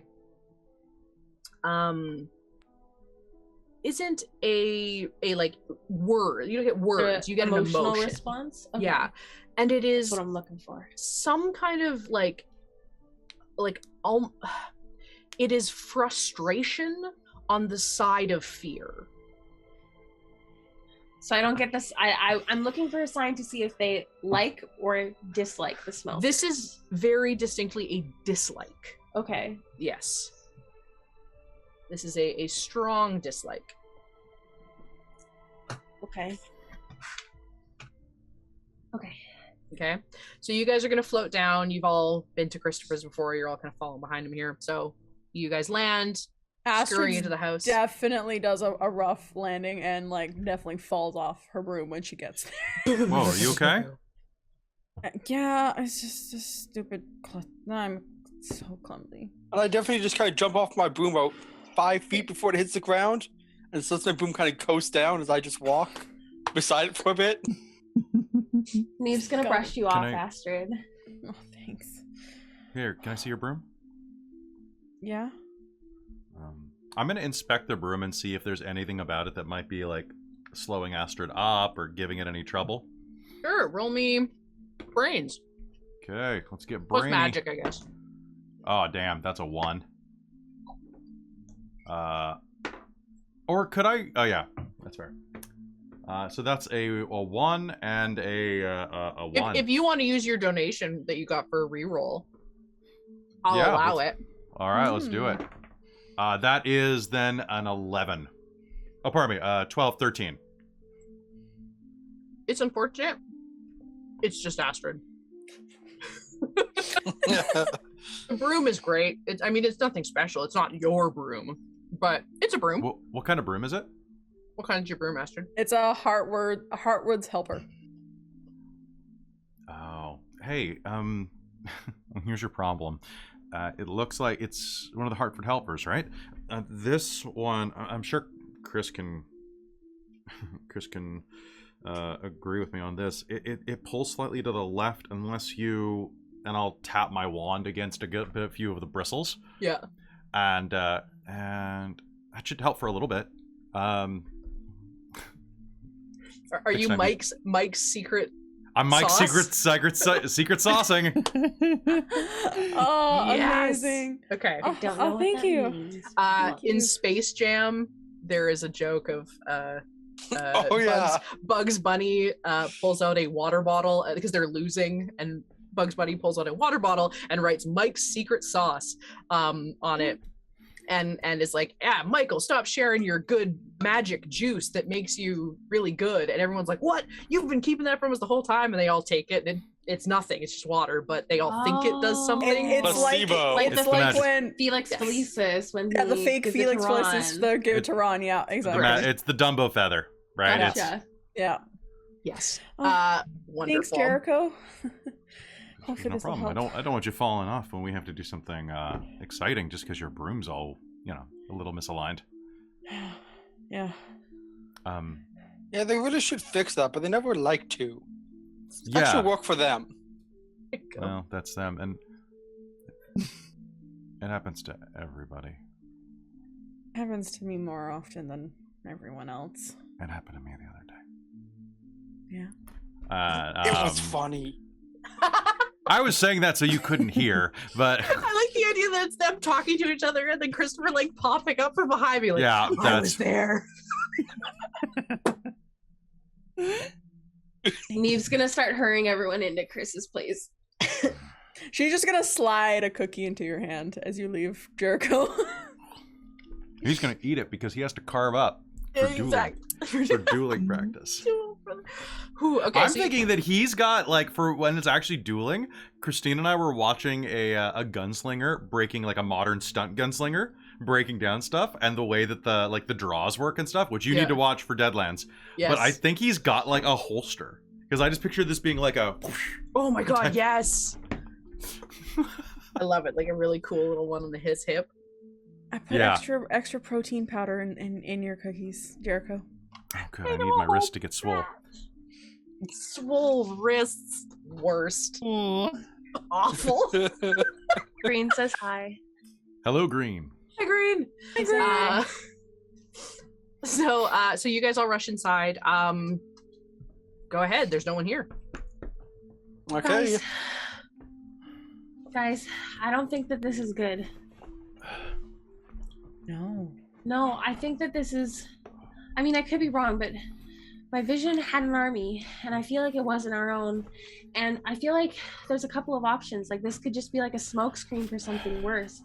Either the fairies have come back to take over, fight against us. I don't know if you guys have heard about the smelters, or the smelters are coming back to frame the fairies, and then we're against the fairies again, and then maybe the smelters will come to reign again. I don't know. There's just so many options, and I don't know what to do. I know about the smelters. My grandfather helped fight them. I tried to see if one of them maybe knew who the smelters were, and they must still be a thing, if anything, because this woman, she seemed frustrated and angry when she heard, the smelters like discussed in her head. So they're definitely still a thing. And I don't think they should be forgotten about. My dad talking about the time difference though. It's been 40 years. I know. Can they be? Maybe they're generational. I'm assuming a lot of people here are human. I don't know what the smelters were when they left, and we all live about the same age. But I don't know. They've probably had like generations and generations and generations and generations on us. They could get angrier and angrier too with generations. And building up an army. They went through the stump, right? Yeah, but they did it because we kind of kicked them out, and they didn't like the fairies. They were using the fairy blood to do magic.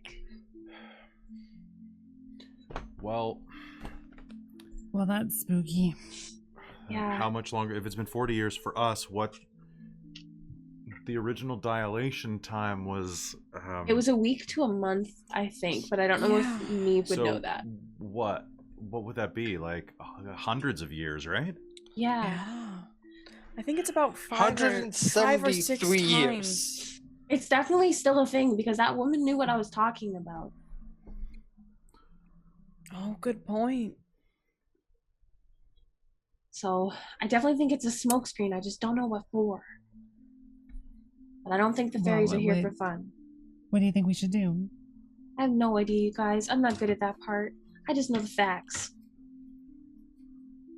I think we need to go figure out what's going on. I mean, they're gonna have this big party. My parents are like so busy this morning. That's what they're making this stuff for. Oh, that makes sense. My dad was doing so much baking today. He said he had to do a baking for a big party that's going on tonight. Oh. You're gonna hear a kind of ring, ring, ring, ring, which is essentially the landline. Magical landlines. You still have a landline, Christopher? The mana line. So there you go. It goes, you guys kind of leave it, like Christopher doesn't answer the landline. No one ever calls the landline for him. It's always work or something like that. So the answering machine picks up, thank you for calling the Carnells. Please leave a message after the beep. And there is a gentleman's voice and says, Carnell, it's Rawl. We need you to work a double today. We got to pull a late night inventory. We've got these dignitaries coming in and we're missing a bunch of shit. So we really need to, as soon as you're done, I know you're probably going to get this when you get home. Pretend to be your dad. Answer. Pretend to be your dad. I can't be my dad. I believe in you. Ask them what they're missing. I'm going to try and answer it and charm them into thinking I'm my dad. Roll me a charm. You are looking for a 15. I have a 6. If I use adversity tokens, you'd have to add 9 adversity tokens. Yeah, I only have 5. I can give you 4. So we still add one of those every time we fail a roll, right? Every time you fail a roll. So if you failed any more, try to remember which you failed. I think I failed twice. I only failed once. I have 7 then, because I failed 2 other ones. So I can give you some if you need. Yeah, I need 2 more. Then I use. I'll spend 1. I'll give you 2. Okay, you'll give 2. Then I'll take 1 back. Okay. I mean, I can donate you 2. So I got 15. Through is 2. Okay, 15. Perfect. You answer the phone, and in your best imitation of your dad, you make fun of him when he's telling you how to work out. You answer, and this is just so you remember, this is Rawl. Rawl. Yeah. It's his last name. So sorry, what seems to be a problem? You seem to be panicking. Oh, Carnell, what are you doing at home? I forgot something. I had to quickly run home and grab something. Oh, you just happened to get me when I was leaving. Oh, well, perfect then. Yeah, there's a number of our to be perfectly blunt, the armory's been raided. We don't want to. The armory's been raided. We don't want to panic anybody because it was under surveillance. We don't know what's happened. What was taken? How much? Well, we're not really sure yet. We found out inventory hasn't been done properly in close to 3 months. So much for hiring outside. So do you have a general idea of how bad this is? Are we looking at town destruction bad or siege bad? Hey, Carnell, you know we don't have that kind of firepower anyway. The only thing that has that would be the Honkitzer, and that thing ain't moving as much as the protesters want. Okay, so just siege bad. Okay. Yeah. Well, I mean, rob the casino bad or something at worst. I don't know. Nothing that bad. Okay. Has anywhere else been broken into? Is the magic, the chaos magic place okay? You know what? That's the Magicor's deal. We don't deal with their shit. They don't deal with ours. They're, as far as we know, it's all good, and we're not touching that. Just finish your shift today. Come and see us at the place later. We'll fill you in then. All right? Okay. I'll talk to you later then. Have a good one. So yeah, then I just kind of hand the phone, okay. Your dad's gonna kill you when he finds out that you impersonated him. Mm-hmm. Good He's job not gonna for getting find the out. info. He's not gonna find out. They're gonna find out when he goes to his shift and say, "Hey, remember when I called you at home?" And he's gonna go, "No." No. I got that covered. Don't worry about it. Well, I'm gonna call my dad. Let him when I'm supposed to be getting home from school. Let him know there's a message, and give him the information that I have. That they left. Therefore, he knows the information. He knows they called, and they won't probably mention that he talked. So he's gonna show up hey, I'm here for this. You said you'd give me more information later. What's up? They won't even mention the phone call. Don't worry. Okay. So the armory's been broken into. What? And they haven't done proper stock in 3 months, so they don't know what's been taken. Well, who was doing stock? Your dad? They outsourced. To who? They didn't say. Oh, no. Yeah. So, luckily they said it shouldn't be too bad. At worst, maybe casino heist. But or it's the protesters breaking into the gun and trying to shoot at the door, or it's the gun's not with the armory. They're separate. That should be okay. No, but they're going to. They could get weapons to go to the protest, and then it's not just going to be a peaceful protest. It'll turn into an unpeaceful protest. Oh, look at Dr. Fluffington, PhD. I know. If Neve Such sits a calming down presence. and does a little own moment, can she sense the gun right now and where it's aimed at? No, it's not sentient. Okay. And your visions are pretty sporadic. Okay. So the however, you guys are talking about this and you start discussing things that are happening, and then you feel a boom followed by another boom. What was that? Oh no. I'm gonna run outside. Yeah. Oh yeah. Yeah. Outside. You look out past the fields. Oh, hey, real quick, we have Extra Life for Kids in the chat saying that it's Bradley from the Extra Life team coming to say congrats on raising more than 4,000. Oh, thank you. And so, Bradley, you're very welcome. You ain't seen nothing yet. Heck yeah. Yeah. Heck yeah. All right. Anyway, sorry This for is just interrupting. stage 1 No, of it. totally worth it. Hi, guys. Wait till and thank you for stage coming. 2. Exactly. So rush out. You rush out, look, and you see out over towards the school. You see the school almost shake for a second as another giant bang. And then you hear a horrible, ghastly... Uh-oh. And you look out, and you can kind of see... You can just see the glint of the Honkitzer from where it is. But the ground...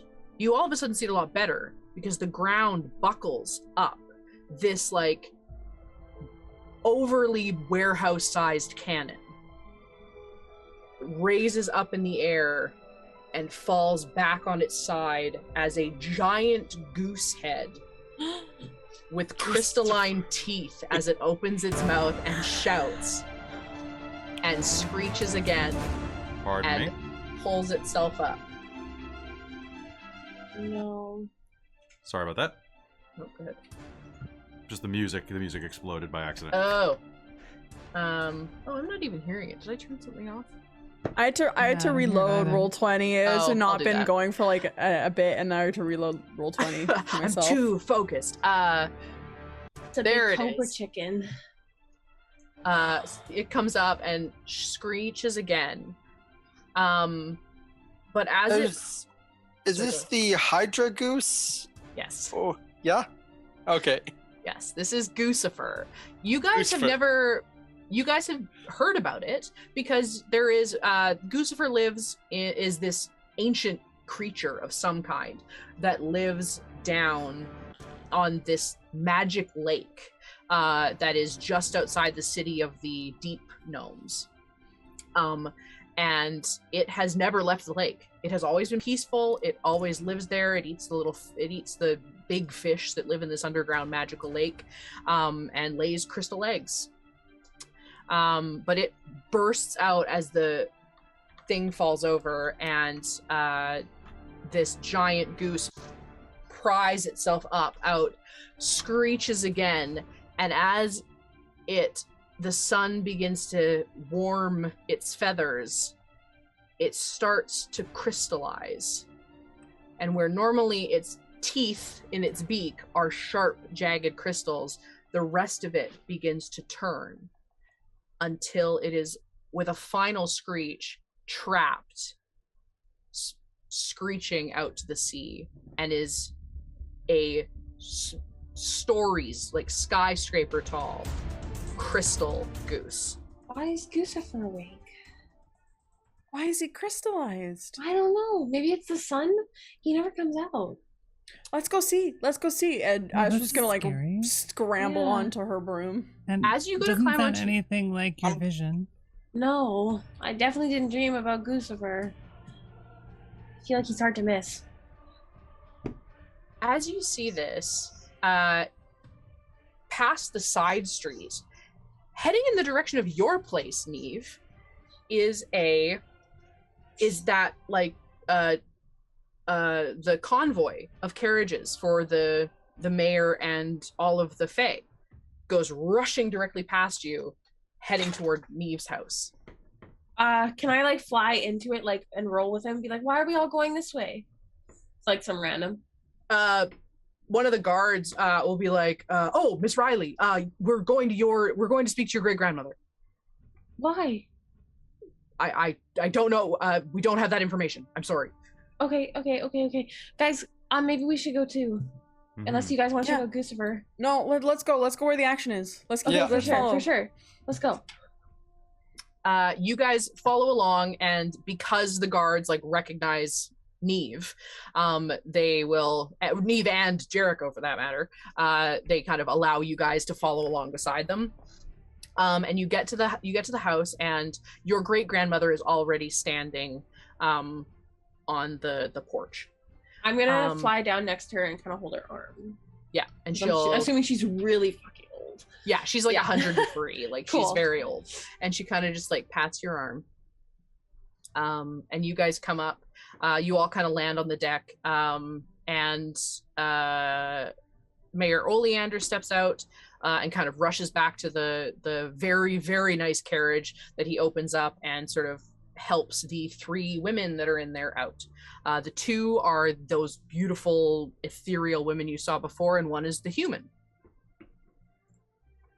The 2 queens will approach you, or will approach your great grandmother, and say, "Oracle, we are Queen Alara and Queen Fanon." The first one is Alara and indicates herself. "I am the daughter of Queen Theroth, who was the one responsible for the transgressions of years past. My mother has died, and I am now in a place of power, and I wish to rebuild fences, or rebuild bridges with your community." Does she seem truthful? Anyone that wants to, you can roll me a charm roll. Oh, I love to roll a Charm? charm roll. Okay. Another adversity dice. Exploded. I rolled a Exploded. 1. What do I need? You want a 10. Okay, I got 5. 16, but let's keep going. Okay, 17. Okay. I got 2 Uh, explodes. Jericho, she's lying about something. Definitely. She's not being truthful. Neve, she's hiding something. Christopher knows, she's being honest, that she's being truthful in her intentions. She definitely wants to make things better. I can't. But listen her to mom this. might not have died. Jericho walks off and into the house. I got an 18 on mine. Oh, you got 18 years? Yeah, Yeah. 16. Okay, perfect. So all 3 of you, she's being very truthful with her intentions. She's clearly hiding something, but it might be something more of a personal nature. Maybe it's just the hurt she feels of losing her mother. She hasn't said how soon it happened, right? Maybe there's something she's withholding. But you can tell she is being truthful with her intentions. But Neve, you're skeptical. You don't know if you really trust her. In my head, with Psychic Link, I'll just say lie to my grandmother and we'll know. She'll kind of look at you. Just kind of a lie, but that's fine. My mother was brought down by my own hand because she was a tyrant.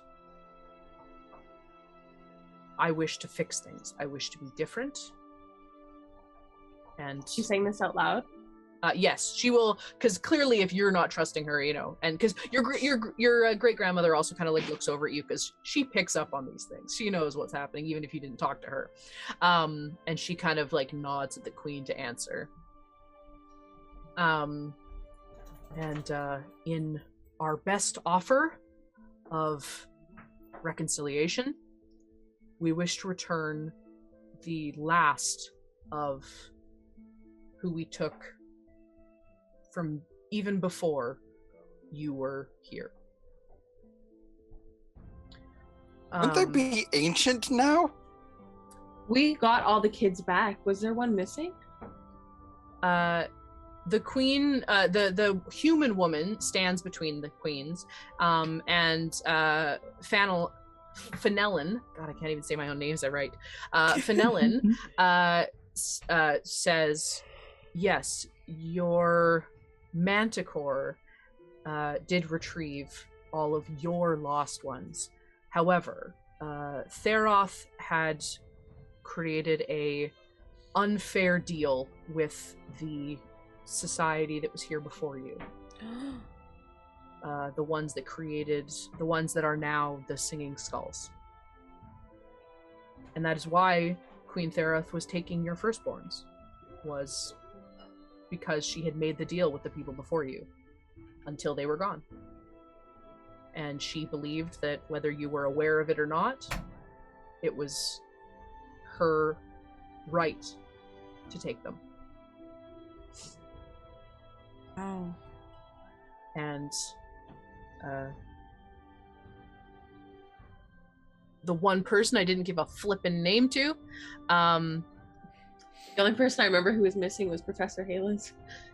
yeah, exactly. Oh, it should have been. That's why I should have made it. No, Professor died.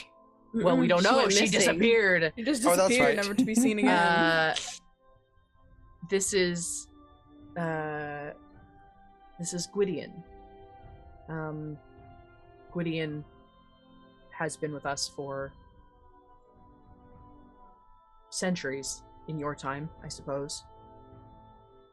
She was the person who struck the deal with my mother. We know she is not of yours, but we would hope to return her to close this deal. So, are you saying that this Gwydion made the deal, and she's the reason our children were taken, and now we want her back? Gwydion nods. It was I that made the deal. I had assumed it would be one. The Fae offered us prosperity. They built these fields. They provided us fresh water and the crystals, the magic. They allowed us all of this and gave us plenty. And I believed it to be a generation of firstborns, of the first people that lived here. It would be one. It was a sacrifice, but it was one we could make, and one that would be worth it for generations to come. I did not realize that I, among many, counted as a firstborn.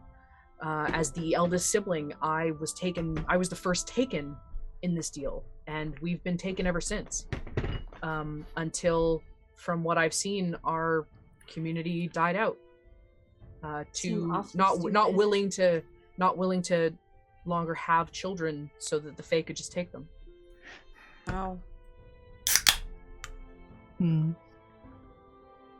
However, now this is still the who did I say her name freaking was? Gwydion. Gwydion, thank you. Good Lord. Gwydion. Gwydion is still speaking and it says, but now if with the return of myself, we treat this as a favor and a deal complete within the Fae, very big on transactions. While this is not my community any longer, with the return of me to my own soil, this clears it, as the queens require your assistance. Let me guess, it's with the smelters. The queens kind of turn to look at you with surprise and go, I'm surprised your children are even told about them. Not Some exactly. of us pay attention in history class. Well, it is encouraging to see the gnomes and the humans working together with everyone else up here.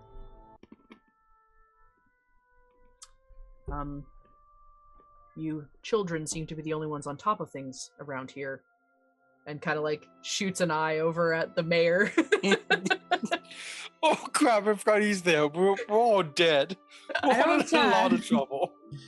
I don't know what everyone else thinks, and I'm no adult, but I don't think this Gwydion person should be allowed to just exist in our town. Whoa! She was doing what she could. She was doing what she thought was best. She didn't realize that the Fae deal maybe wasn't worded. She knew that it was the firstborns. That's children. Resources can come from the land. The world doesn't have to be perfect, and she just gave up children for that. That doesn't seem intelligent to me. That seems selfish. It seems like someone having to make a hard decision. For everyone. Oh no, my besties are arguing. Jericho's going to come back with some food that he acquired from somewhere because you got to carve up for the duels. Of course. All right, I'm ready to listen to what she has to say now. She's already said everything. She said everything, and I understand that there's hard decisions to make, but we live in a very, very big world and with lots of resources. I don't think that that was a deal that was needed. Can I just gonna put her hand up and wait until someone calls on her? One of the queens will direct at you. I think we should take her back anyways, just to close the deal. Oh, we should take her back, but I don't know if she should be given a home. She can go live with Old Man Jenkins. Sounds like jail time to me. That's all I'm saying if we're listening to the laws. Wait, is Old Man Jenkins still alive? Because it's been 40 years. Old Man Jenkins is still alive, and I have a deep and rich backstory for why he is, but I don't think we're going to have time for that today. Aww. Like I said, I accidentally wrote a campaign. So you can live for even older Man Jenkins. Exactly. Yeah. Ancient Man Jenkins. Side note, why is Guccifer awake? Yeah, do you guys know about that?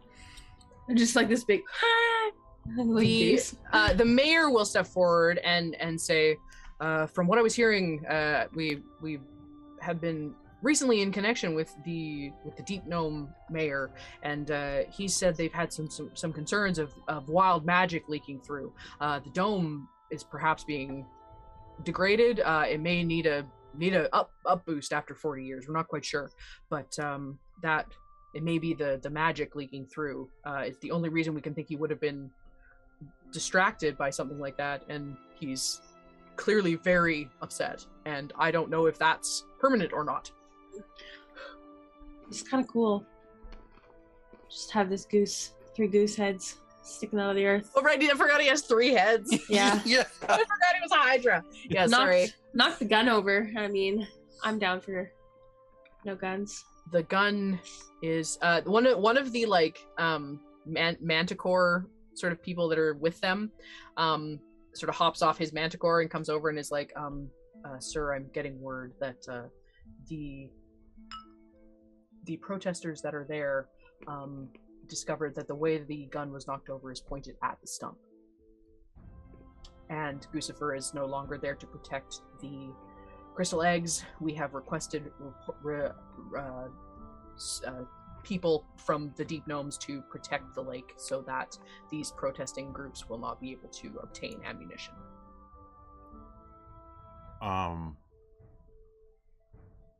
Do you want to tell him? Point at Christopher.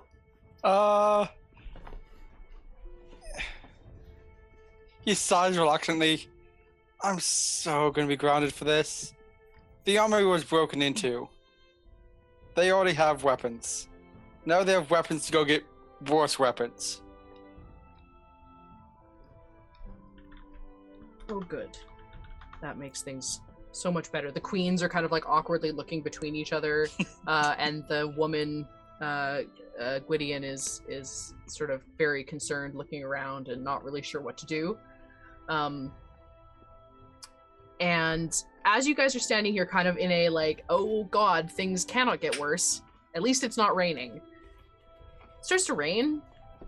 It's a little weird because this isn't the time of like year or day that the scheduled rains happen.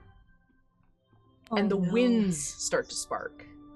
Can we see anything up on the school tower where the node is? It's flashing a little bit. Oh no. What color is it flashing? Is it like red? No, well, yeah, maybe a little. It's kind of got like lightnings and stuff coming out of it. But then you hear, but the thunder that you hear is coming from the north. Oh, that only happens when it's raining. Guys, I think the Servant of the North is upset too. Oh no. Oh no. Oh. Oh no. I don't know how to fix this. If you guys look up that way, you'll see the you'll see this giant serpent in the sky flying, almost caught up in its own storm, coming south and is making it to the breakwater. And its magic is, you can see the crashing of like red sparks between the clouds surrounding him and the clouds that have been naturally gathering above the city, and the magic is buffeting each other, and the waves are coming up, and the breakwater is only barely stopping it from just absolutely taking out the town. This typhoon that is building. Can Neve kind of look to the group and then start flying towards the serpent? Everybody make me a brains roll. Oh, I don't have great brains. 9. Natural 20. Oh, nice. That explodes. I got 30. I got 1. 8. I have a 10 on a D4.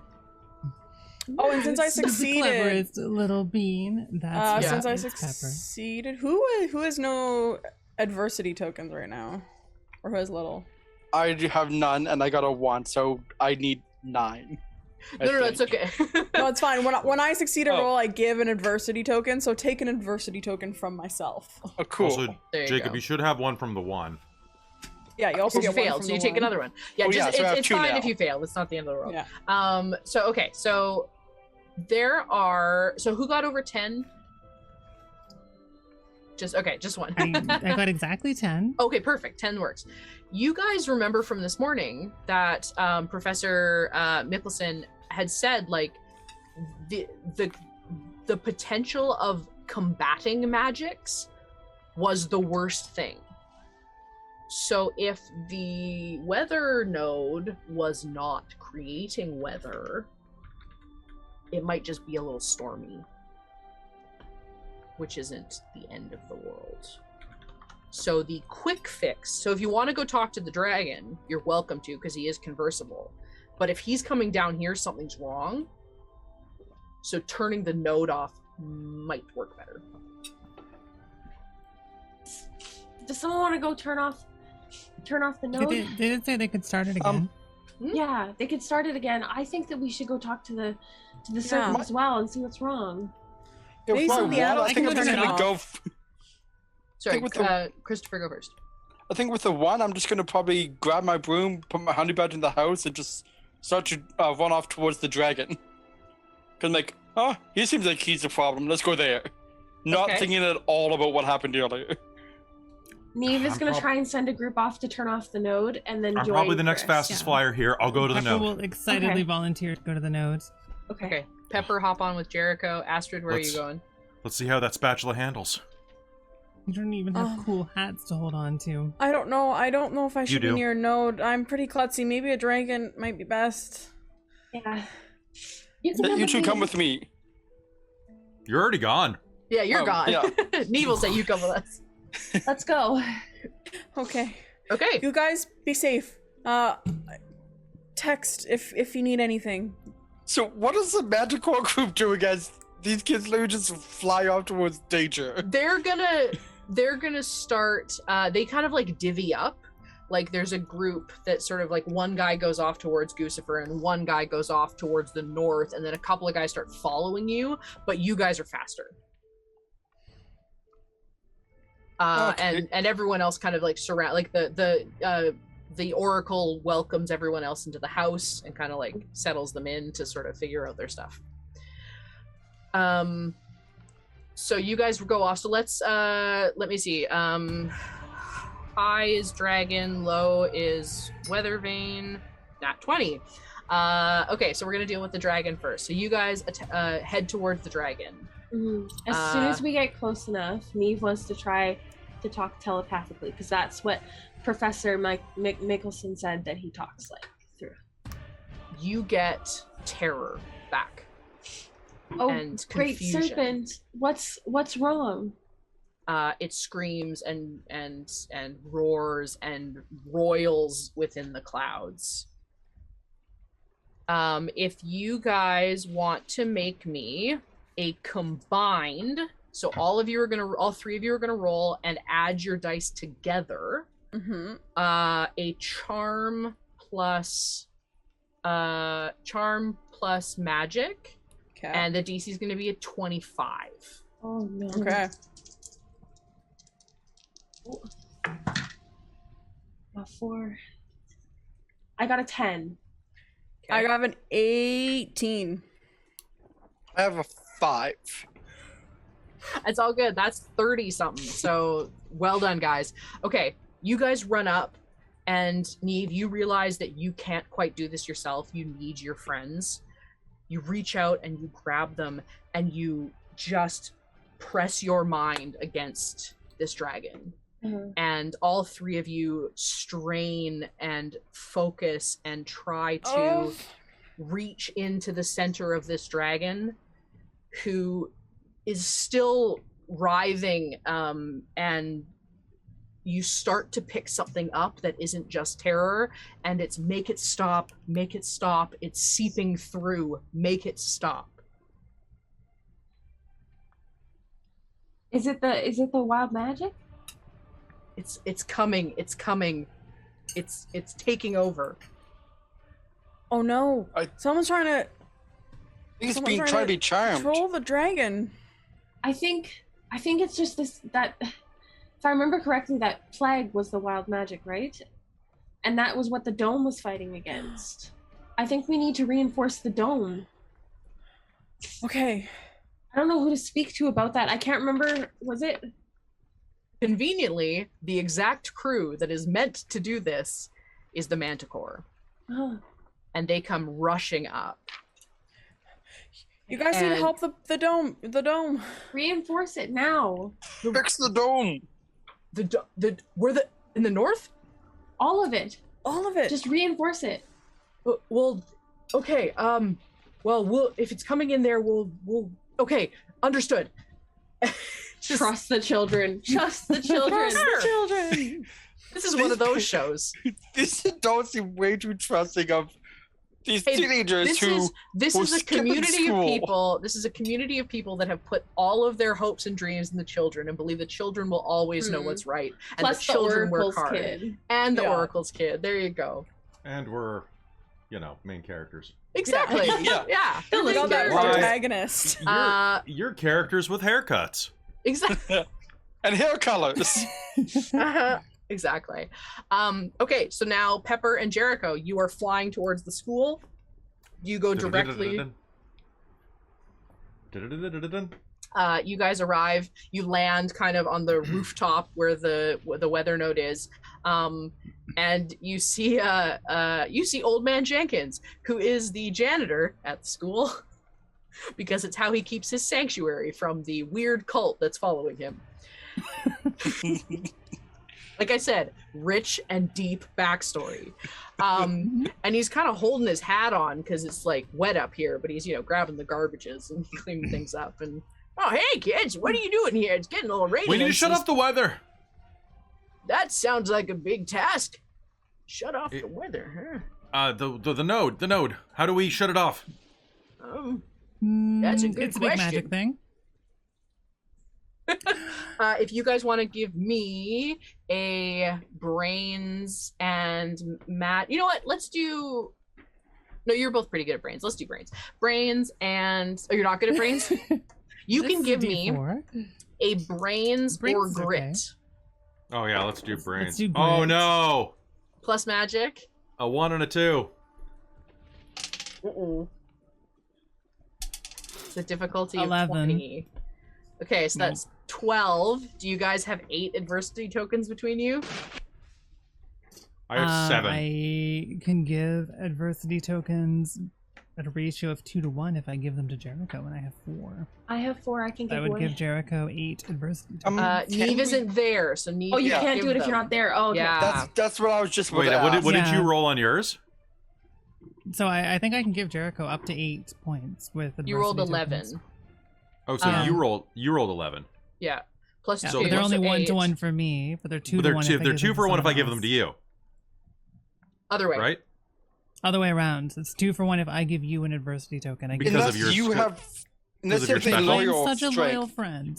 I only rolled a 5. There's no way that. Oh, wait, actually, wait. If you give me that, then you'll bump me up to what? 13? That would be 13. Yeah, I can Still spend probably not 7 enough. adversary tokens No. to So do it's a combined 20. So Pepper got 11. You got 5. That's okay. 16. So you actually Okay. only So need 4. I only really need to give you a couple of these 2. then. Yeah, yeah. How many do you have total? Yeah. I had 4, so now I have 2. Okay, sure. Perfect. That makes it. So you guys hit the 20. So Power you through with guys the power of friendship. exactly. So you guys are gonna sort of shoot information back at each other about what you learned in class, like trying to remember all the buttons. Buttons, information. We have to do something about stopping the flow, right? Like, it's like you're pulling a root out of the ground. We just gotta There's find tons the of root and pull it wires out. and stuff. Yeah. Okay. Try to find the right one. Or we could pull all of them. I always say go big or go home, so I'd say all of them. All right. Rippus maximum dippus. Can I make a fight roll? Sure. I'm gonna try to rip all of these off. Amazing. That is a 20. Perfect. Absolutely. You go in, between the two of you, you were like, okay, this and this, and Pepper's sitting there just absolutely using grit to like rip the memories out of her head of what Professor Mikkelsen had said, and you point it, okay, it was this one, and this one, and this one, and those need to get rid of, and it's all the roots and needs to be ripped apart because that's where the power comes from. And Jericho just like whips it around and what, bah! It's like, right, rip the power apart, you say. Yeah, there you go. Oh, look, I'm dismantling power structures. Hi-yo. Oh. Oh. Unexpected for my class. Very. You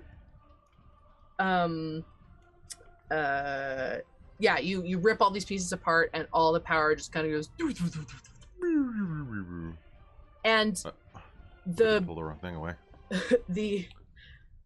everything kind of starts to, the rain stops, the clouds are still there, but it's maybe spitting in like little places. The storm around the dragon is still roiling, but there's no longer that like concussive force between the magic from the city and the magic from the dragon. So there's still a bit of a storm coming in off the water, but it's no worse than like a summer storm. Okay. Where do you want to go now? The two groups of you? I think Astrid will text Jericho and Pepper being like, so we talked to the dragon. There seems to be a magic field being... chai. Mine's a bit bigger. I mean, it's not the size that counts. It's how well it's wrapped. Exactly. There you go. Hello? But I think... Hi. So we Let me put you on conference. Okay. Hello? Hi. So we got to the dragon and the plague is kind of trying to break through the wild magic plague. So we got the manticores up reinforcing the magic barrier. How's it going over there? The weather seems to be looking better in town. Did you guys turn it off? Yes, very precisely. We need to get to the gun. Yes, we do. Meet you there. Sounds fantastic. Why Over are we going to and the gun? because someone stole a bunch of stuff from the armory and the gun's pointed at the door and the delegation is headed back through the door and I can do basic math. Oh yeah. Guys, we need to get to the door. You're so smart. The door or the gun? I mean, the gun. We need to get to the gun. Thank you. Let's go. Let's go. Wonderful. Okay, so you guys head off. Jericho and Pepper are closer. When you arrive, you see there are a number of these protesters, not with a ton of weapons, surprisingly, but rather with one giant crystal egg that they are loading into the overturned cannon. There are probably 12 of them. What do you guys want to do? Can I try and pull, as I'm flying past them, can I try and grab the egg? It's too big. It's like a, it's like a giant trunk. Like it would be a 2-person. Can I try and knock it out of their hands? No. No? It's there's like 4 of them carrying it. It's like the size of like a smart car or something, right? Yeah, exactly. Yeah, it's massive. Like it's very, very large. Like and like they're using magic to like keep it going. Sorry, go ahead, Millie. Yeah, do you say that Jericho and Pepper were the first ones? Yeah, so Jericho and Pepper, you guys are gonna get there first. Yeah. Okay, do you have any idea what we should do? Yes, totally. Get them to look in a different direction. I can do that. Pepper has a plan. Okay. We love a Pepper plan. Can that like somewhat near that moment, that's when hilariously Astrid like has lost control of her broom and is like wildly spinning sideways. I'm gonna create an illusion spell to distract them, and I'm gonna use the biggest, loudest thing that can pop into my head at that moment. Yeah. I think you know what it's gonna be. Oh no. I was gonna use this in a different way, but I love it. Oh okay, no, I can do something else then. I can do something else. Great. Perfect. I'll have another one. It's all good. Okay, we can have 2 of these show up. It's fine. There you go. So you know what? I'll do something different then. You want to do an illusion, right? I want to do, or just like a giant boom, whatever you think would be easier. No, do it. Do what you want to do, because this is gonna work. Okay, Great. you know what? I'm a haughty heir, so I am going to create a cascade of fireworks over their shoulders, shaped like my head, going, "Hey, look over here!" And it's like firework lights. So that is going to be charm plus magic. Okay. I never roll well on D12s, so let's see how this goes. Well, that's a 14 right now. The DC was 15. Oh, look, there is a token. Hooray! Awesome. Okay, so you successfully do this. Hey, look over here! I'm a big... wait, no, actually, I didn't need to spend that, because I get +1 charm because of my my wand. Beautiful. Because it's made of Imperial Cherry. Amazing. So the entire group like turns to look at this giant face, especially because it's like right on Goosifer, so it's like sparking off of it, and it's am I the goose or am I a man? You can't tell. Go ahead, Pepper. So her brilliant plan is to turn the cannon invisible and make a duplicate cannon about 6 meters closer to the group. Oh my goodness. Okay, this is gonna be a big illusory one. Yeah. This will be charm. You're gonna need a 20. Okay, let's see what we got. Okay, I'll do it in 2. You can make the cannon invisible on a 10. You can make a duplicate cannon on a 20. Okay, that sounds good. Ooh, I have a 24. Oh, damn! Does the magic dice explode? It does. I have a 27. Damn. Okay. Spectacular. So yeah. So Charm everyone is turns her and one looks. good stat. She's got the +1 stat and the +1 magic for it. Amazing. So the full cannon, this like warehouse-sized tube, disappears. It's like Hadron Collider size almost. You hide it. and you create an illusory one like that would be right, like it's like 15 feet over, so it's like in the middle of it almost. Just a barrel over. Yeah, so you would be exactly. loading it to next to the barrel, not in the barrel, please. Yes, precisely. Okay, wonderful. So they look and then kind of are distracted and confused and then start looking around. I think I said 4 of them were carrying it kind of like almost like a magical what's it called when you put people on a Oh, I know what you're talking about. When you drag people on a piece of fabric, you created a gurney? Sure, a Slide? gurney. Gurney is close enough. Yeah, so it's basically like a magical gurney. Like they all have their wands out with like a magic net between all of them as they're kind of carrying it along.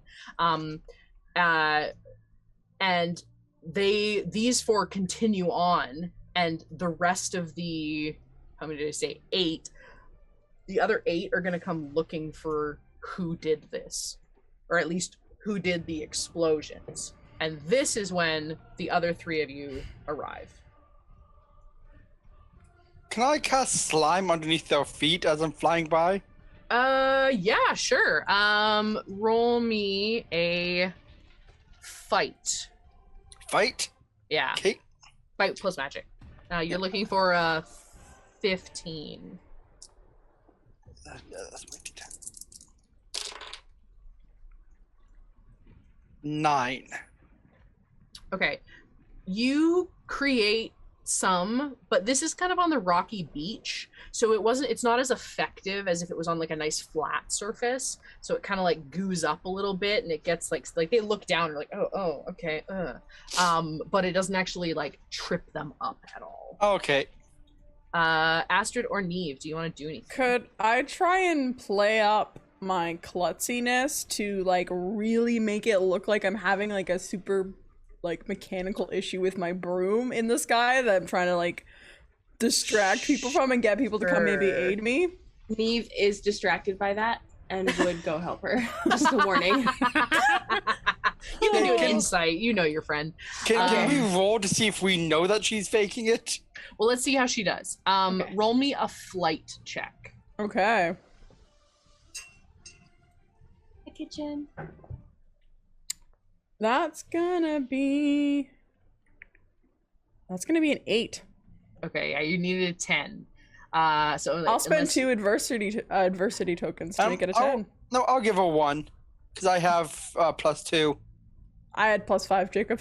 Well, no, I can give you with one of them. I can give you a +2. Oh, perfect. But I also Okay. have the loyal. Oh, Awesome. Okay, so Because I'm also a loyal friend. yeah, loyal friends. So you kind of like look back and kind of like wink at Christopher and Neve to sort of like let them know you're doing this, and you kind of like, you know, flip and turn and like kind of hit the rocks, but like controlled. It's actually some of the best flying you've ever done.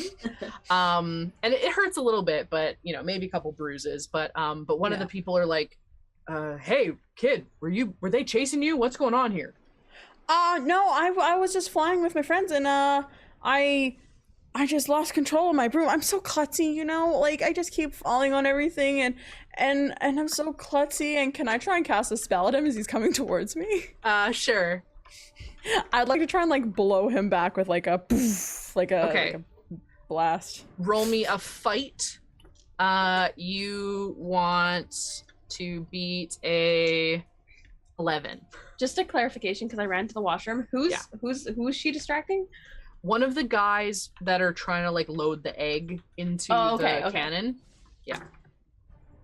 Okay, that explodes. That's nice. Yeah, That explodes again. Okay. Okay, so that's going to be 16. Hell. With D4s. Wow. Hell yes, that's incredible. Okay, so you're gonna you kind of like from the ground grab your wand and go, and he goes flying back and like hits one of his other buddies who like trips, but this guy that you hit goes down. Neve, do you want to do anything? Yes, I would like to see. So they're loading the eggs into the cannon. They're trying to. So is there a wick Like, do they have to like light a wick for this to be? No, because this is like almost like Hadron Collider. Like this is massive.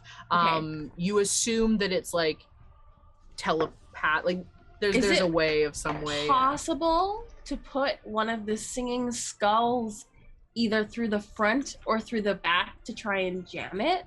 Oh. I guess this depends because Pepper has made the actual cannon invisible. Oh. So unless you can like overcome her magic to see it, Okay. then maybe you can do something to mess it up. But as of right now, there's an invisible one and an illusory one. Okay. So they're trying to loot right into the illusory one. Okay. Can I sense that it's illusory? Let's see. You potentially recognize your friend's magic. So let's roll a brains plus magic, but you're gonna need Pepper rolled really well on her invisibility, so you're gonna have to roll a 20 for brains and magic. Oh no. I only got a 13. Oh wait. 15. 16. I got a 16. Okay. So you can 17, 18, 19, 20. I have 4 tokens left. You can use your 4 tokens. Okay. I will. Oh, and I will Christopher or Jacob, remember to take an adversity token for failing that goo check. I have 0 tokens, but I can sense it. There you go. Okay, so you recognize Pepper's magic. You guys have practiced illusions together before. You can tell that's not real, and you can see just enough of like the outline of where the actual cannon is. Okay. So yeah, so you might be able to like maybe enchant a skull to enlarge it and block it or something like that. Yeah, totally. That's what I want to try to do. Okay, sick. So yeah, go ahead and you can go ahead and do that. How do I do that? Or it just happens? What do you want to enlarge it? Do you want to explode it? Like, what would you like to I want to stuff it in when it's not large, and then I want to use a spell to enlarge it while it's in there, so that way it goes to the exact right size that I need to jam it. Very cool. Okay, in that case, let's roll a charm. DC 15. Oh no. Is this magic? Yes. Okay. Oh boy. 4. I only got 5. Only 5? Okay. Ooh. Okay. It goes in, but like you kind of toss it, and you I failed by 10. Ooh. You go to increase it, but instead of increasing its size, it increases in volume, and it starts singing very, very loudly. Oh no. So I can sense that I did it wrong. Can I just stuff a bunch more heads in there? This is like, it's like a garage door. So it's not going to be like throwing a few of them in isn't like, you can keep doing it if you want, but essentially like, let me You're gonna turn it into a bird shot. Yeah. Potentially. You see the guys that are like carrying the egg are just getting to the illusory cannon, but then they hear the singing and they kind of stop and they start looking around because they hear this really loud singing, but they're not sure where from, and it's preventing them from throwing the egg somewhere else. So it's kind of like maybe helping them a little bit, so they might be able to find it. I'm gonna hold a skull and pretend it's the one singing and just go. Roll me a charm roll. That's not magic? Just straight charm. 2. Oh, I rolled a 3. Oh, I'm out of tokens. No. So they kind of look over at you and look confused at one another, but like don't do anything quite yet. Jericho, you kind of went first in this, so what do you want to do seeing all this happening? Oh boy. Okay, so what is happening right now is the thing jammed? I was zoning for a second. No, it is not. There is a very loud singing skull in the invisible one that might give it away. If Jericho is around, I would tell him what I did and failed at. What is the most immediate threat at the moment? The guys coming toward you, probably, because they look like a couple of them are wizards and might mess you guys up. Okay, so hop off the broom, stand firm. You don't want this. You know Really, who I am. kid? Yeah, you're a rich punk. Come on. 3-time Triwizard dueling champ. Okay, And, I'm gonna blast him. I'm gonna blast him. all right, fight. Fight. So, die, anyways, roll I off. started blasting. So anyway, I started blasting. Oh shit balls. Oh. So that is a 1 on my 20. Oh, good on your magic. Hold on. I got a 4 on the magic. That's Amy. Okay. And then it rolled under my laptop, so I re-rolled it, and I got another 4. And it bounced, so that is a total of 4, 10, 11 right now. What do you need? No. What do I need? You need to beat what he rolled, which is a 5. So I'm gonna stumble and still do it. Just. This is not your best work, but you're stressed. Still take an adversity token from me. I keep forgetting that I get to give them out when I succeed at my checks. So take an adversity token, Jericho. Okay, so you duel off this guy and kind of give him a quick little smirk of like, you don't know what you're fucking getting into, bud. And he takes this. He goes to swing, and just this tiny little pathetic little bolt of magic comes out, and you hit him square in the chest, and he goes flying backwards and goes. Don't say I didn't warn you. All right, who's next? One of the other guys just goes to like rush at you, like not even a magic dude. He's just a big guy who's just gonna fucking fight you. Okay, how do we do this? Magic to just stop him? I was gonna say, does anyone want to interrupt? Chris, I want to use magic to try and like stop him, like just dead in his tracks. Okay. Like, not hit him or like make hit him with your broom, like fly directly into him, just go wham. Yeah, let's do that actually. Yeah, you want to like, do you want to check him?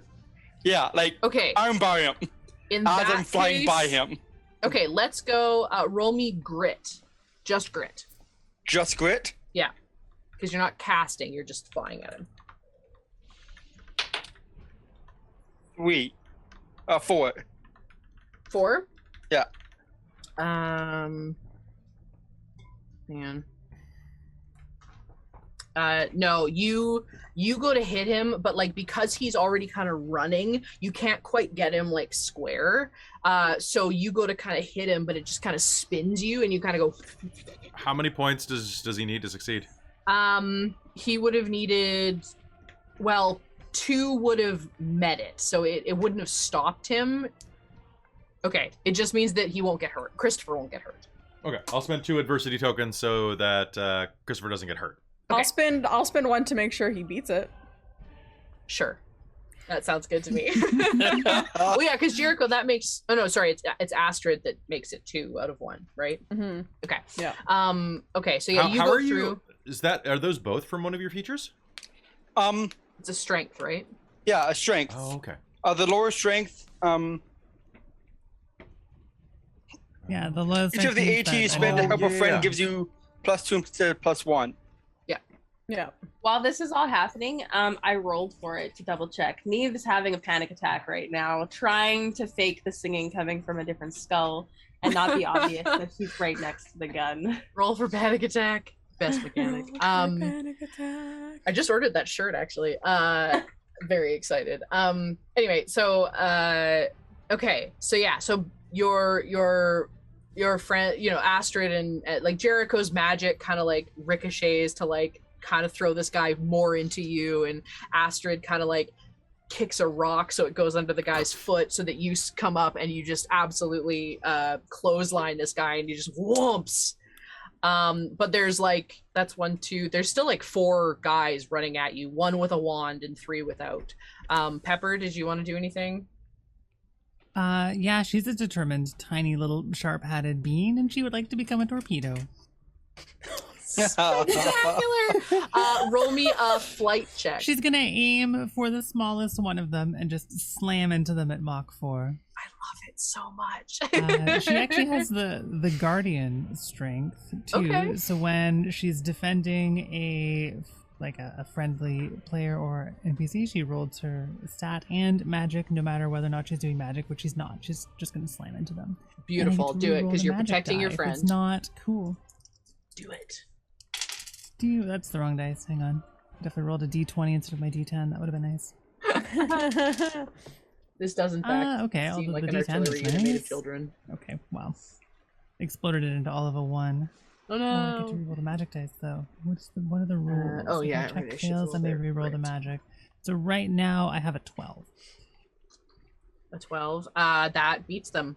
So Okay, you go sweet. just into this guy's gut, and he kind of like flies with you for a second, like getting hit with a missile in a cartoon, until he kind of like catches and does a roll off, and you kind of fly back around. Very beautifully done. Astrid and Next year I'm wearing the Neve- armored hat. Yes, good idea.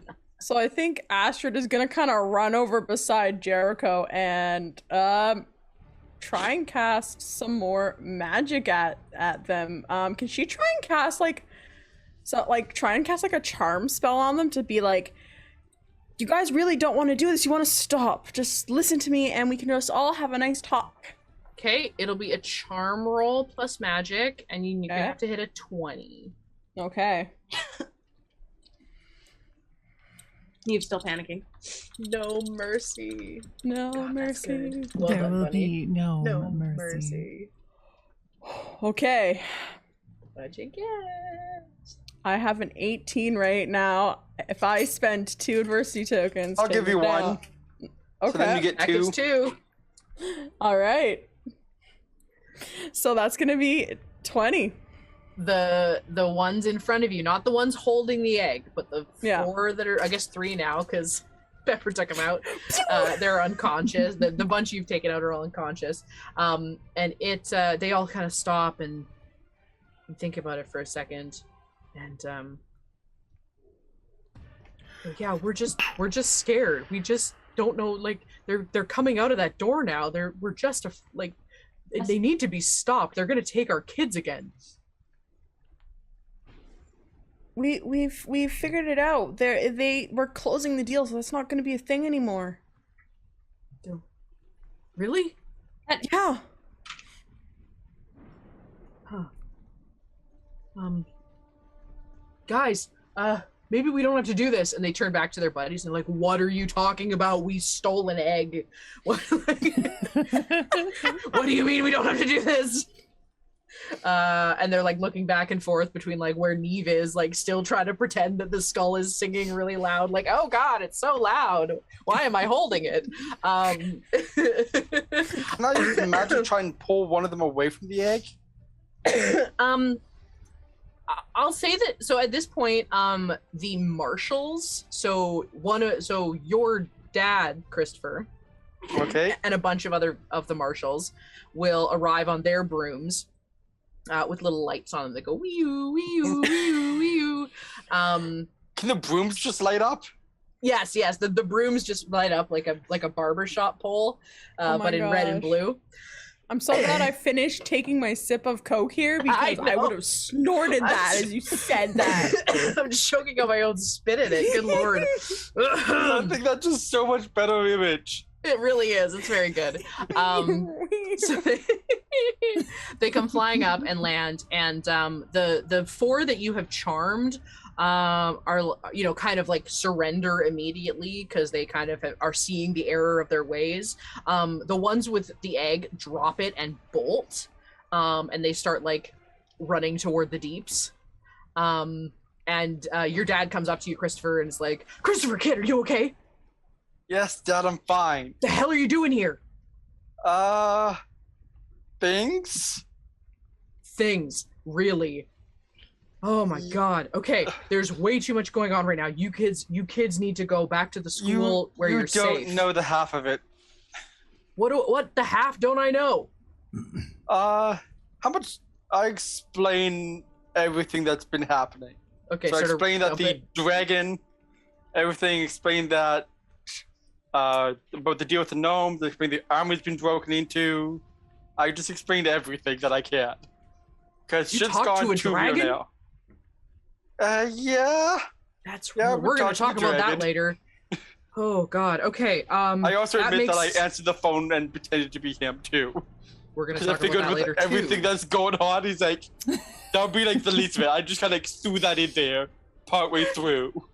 Like, we talked to a dragon. Oh yeah, I answered the phone, pretended to be you, and the army got broken into, and yeah, then we kind of came here. Yeah. And then we stopped all this.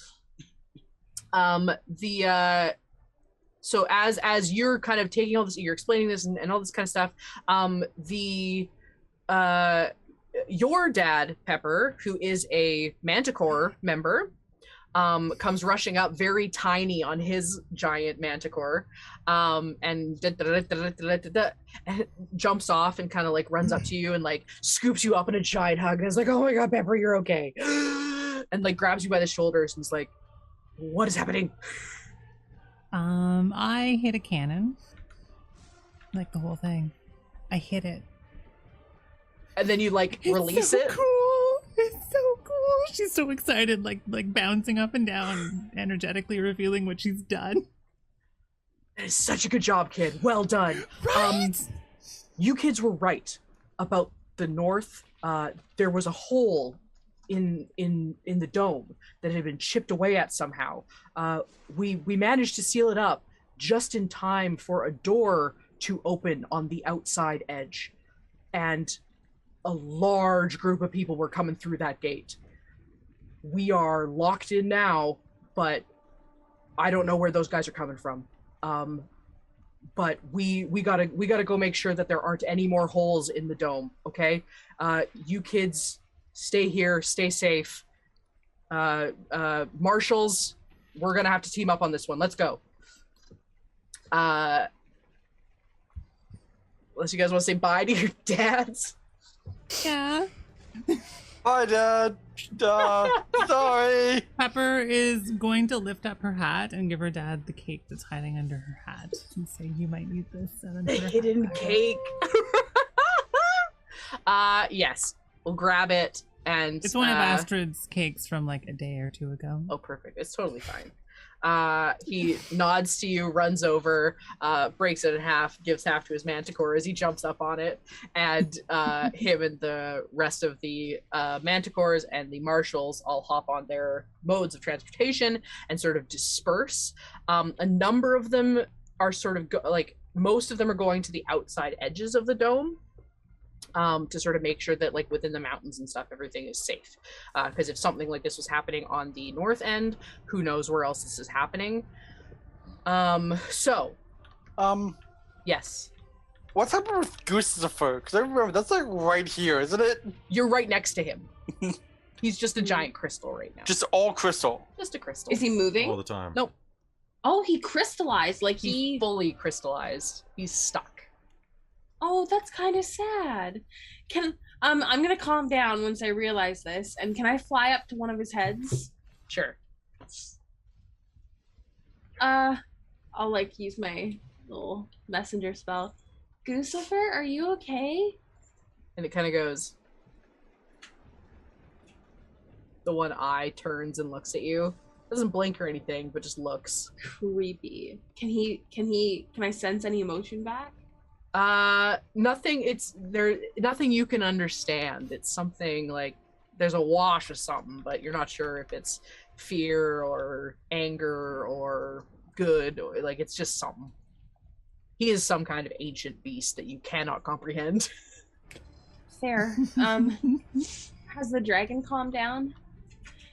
The dragon Or seems, yeah, the serpent has kind of like this. The seas are calming, and you can see like from the distance, you can see there is a large group of manticore sort of near him. So presumably they are conversing with it, and he's not like lashing out. He's not writhing as much. So you think that maybe you've calmed that part a little bit. Neve is gonna fly down to her friends. You guys, I don't know if Gustafer. I don't know if Gustafer is bad. Gustafer. But I know that when we were talking to the serpent, I couldn't do it alone. So maybe if we all hold hands and we try and talk to Gustafer, or maybe we can try and help him, because I don't think he's supposed to crystallize like this.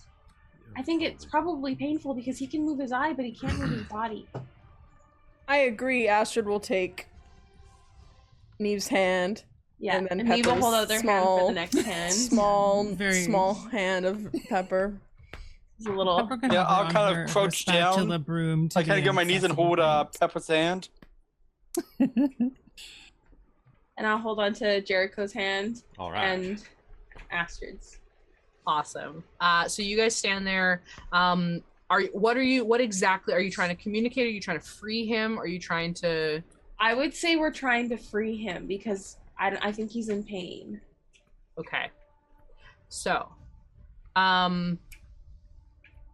you guys stand there and you concentrate and you are thinking freedom, freedom, freedom, freedom, be free of this. I want you out. I want you to be free. And the wind you guys are basically alone on this beach now with this giant stories tall 3-headed goose. And singing skull.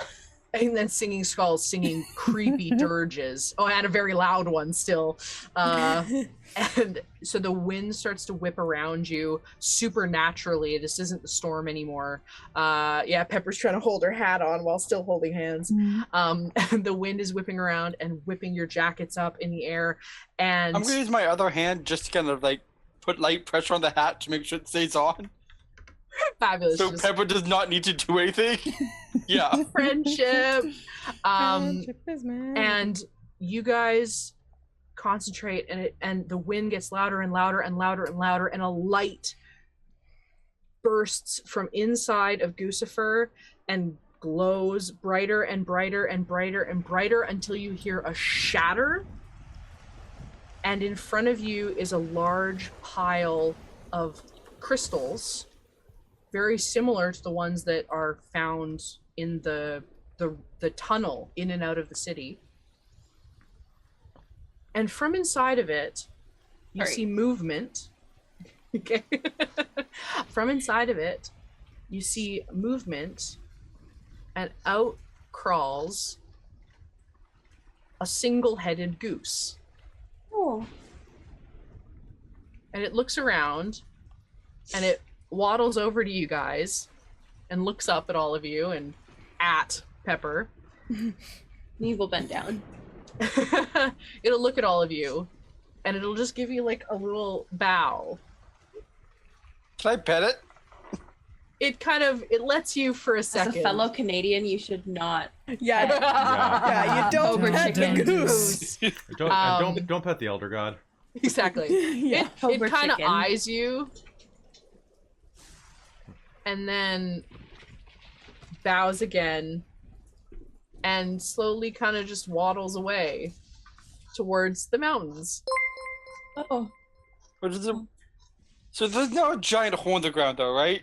Nope. Well, I mean, it came out of a hole in the ground just to the side, but it didn't like blow up another hole underneath it, no. You guys have freed Gustafer from his entrapment on the lake. Well done. Yay! Wait, that means guys. That means, do the gnomes remember what the lake was for? It is they protect it. It has been unaccessible because of Gustafer for millennia. So they believe it was this like life-giving thing because this goose has been living there and getting bigger, and the fish in it never die unless he eats them. So they've just sort of treated it with a religious reverence that they don't allow people to access it. Okay, that's kind of one thing that I remember from the game. Like, yes, wasn't that the lake of immortality? Yeah. So that's what the gnomes say it is. But they don't know you. They no one's really tried it. At least in memory. So the goose wanders off. And as he does, the queens and Gwendolyn come rushing up to you, having kind of cut through the maze, or rather run along the beach to you. And they stop and they look, and they're all like, the queens are amazed, and they look at the two of you like with understanding, like they know what this thing was, and just kind of look at you with a confused reverence of like, you guys are way bigger deals than anyone seems to give you credit for. And as a people that believe in prophecy and main characters, they understand. They're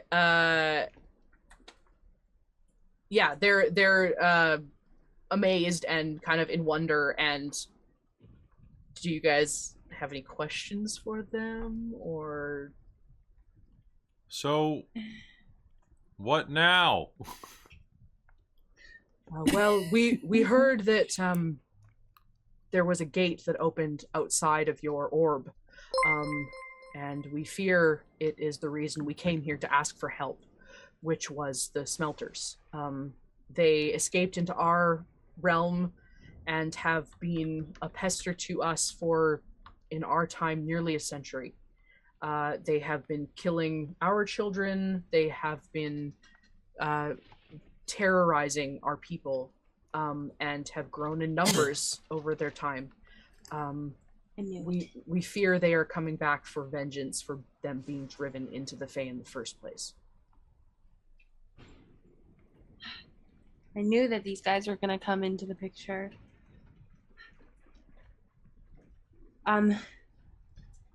Gwydion? Yeah. What? Gwydion? Gwydion, yeah, Gwydion. Gwydion, what do you know about the smelters as a human? They were not of, they were your people first. They are angry. They were angry at us. They were angry at you. They felt betrayed by their own people when what they see, they were just trying to do good. We have had a couple of captives in the time of them being here. When we came here, we tried to come in peace. We never fought against the deal that we made, knowing it was our own decision. I understand their anger, but they've gone too far.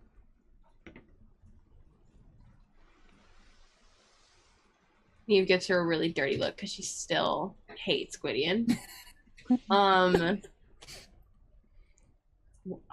We're just a bunch of kids. Where's everyone that matters? Well, you're one of the queens will speak up and be like, well, you are clearly more than you think yourselves, as you have freed an elder being from their torment. So I think you're doing pretty well, kids. However, I understand the manticores and the marshals have gone out to check other areas where there could be patches in the walls where the smelters may have opened another door from the Fae. We believe there to be only the one in the center, but they seem to have found a way to open other doors. So if there have been holes made in the dome, it is possible that they have created doors to get in there. Is there anywhere else there could be a hole in the dome? Maybe in the mountains? That'd be a good place to hide one. The I tunnel? don't know if the dome goes underground. It's a dome, not a sphere. It is a sphere. It does go underground. Do we 100% know this for a fact, though? Sorry, I said it earlier in game. Oh no, I know in game. Okay. Yeah, as you guys would know this. Yeah. Okay, that's what I was checking. Because I remember you saying it. Yeah. Was like, is this metagaming or no? No. This is knowledge that you have. Yeah. Okay. Wouldn't it just be the Fae door? The Fae door has been watched. No one's come through the Fae door. Someone might come through it. But they know it's watched, so it would be like, it's a lot more dangerous because you can only get like 2 people at a time. So we've done the north, we fixed that. What about the forest right by the school? Yeah. I think they could have broken through there. Do people want to make me a brains roll? Yeah. Yeah. That's my One. D4 of braininess. token. 14. No. Just 13. David. Who got above 10? Okay. Anyone below 10, take an adversity token. Yay! So Neve, you remember when Guccifer sort of popped out very recently, someone said something must have driven him off. The serpent got driven off of where he was because of a hole in the wall. He's underground. They're at the lake. Oh. Zoom. Okay. Oh, she's on her broom. She's gone. Yeah. We're not really good at this whole planning thing. Everyone just kind of goes off without saying anything. I said where I was going. Then I zoomed. I think As Neve soon said the as she word said, as soon as I zoom. see her start going, I'm just gonna follow right behind. Yeah. Because I figured she's gonna get nervous at some point. Probably need some help. Mm-hmm. Protect your friend. Latch onto Astrid's hat and do like a giddy up. Okay, come on. You coming, Jericho? Yeah, I'm coming. Whoop. And you guys are off. The Queens and Gwydion will follow behind you, but they are on foot, so they will be taking a little bit more time. But you guys are heading there, and you reach the top of what is the normal tunnel to get down into the deep caves. And as you reach it, these are like the cave is massive. The cave is 30 people wide to get in there. So we can fly in there easily. If there wasn't an advancing army meeting you. Right, that's a Oh problem. no. My This vision has come true. the 5 of you are at the front of this cave, and this army advances at you. What do you guys want to do? Who are they? They are all wearing matching cold iron armor. Like iron, you can't tell it's cold iron, but it's iron, all the same. Are wearing iron plate with a massive plated fist as their symbol on their chests. And those of you that remembered your history books, this was the sigil of the smelters.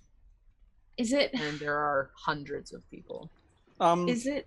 Oh, you first. No, you go ahead. You started. I was just gonna say, is it possible, with the help of everyone, to rewind time within an area?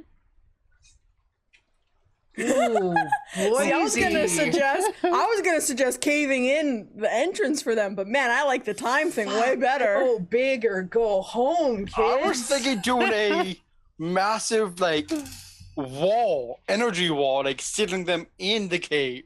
Or a cave. The cave or that something. has a lake that has rumored is the Fountain of Youth. Doesn't seem it's smart not to leave them there. Yeah, and also there's the gnomes down there that we'd totally be cutting off from. Yeah, who knows how they've been destroyed, yeah. That's a good point. But yes, time. Can we rewind time? The 5 of us. Okay. Just float there in the air and all hold hands again, and with the As power. we get out our Watch. totally not branded time turner. Okay. Okay. Should the chat try and pay for this one? No, there's other stuff coming up. This is just going to be a fuck of. If the chat wants to pay to make this happen, absolutely. It's $25 is the change something. Yeah. So okay. However, I'll also have you guys roll for it. Yep. This is going to be a combined brain. No, you know what? This is grit. Okay. Grit? Okay, grit I'm okay with. Is this all of us rolling grit? Everyone is rolling for with magic, grit, magic, for a combined 40. Oh. Okay. Oh my god. Oh. Okay, For some reason, I thought I was rolling 2d4s. I'm bringing 10. 8, 9, 10. I'm gonna give 20? all 4 of my adversary tokens to. We'll see what you get first, because not No. everyone's rolled yet. So we've I got got 10, 4. 20, 14, 24. 24, I got 24 points. Oh, that's great. As your grit roll? Yeah, my 10 exploded twice. Oh my god. Oh my okay. God. That's 48. That's 48. We Pepper, did what did you it. get to add? What did Pepper get? Oh, 7. 7? Perfect. Okay, we get into 50 for that. Okay.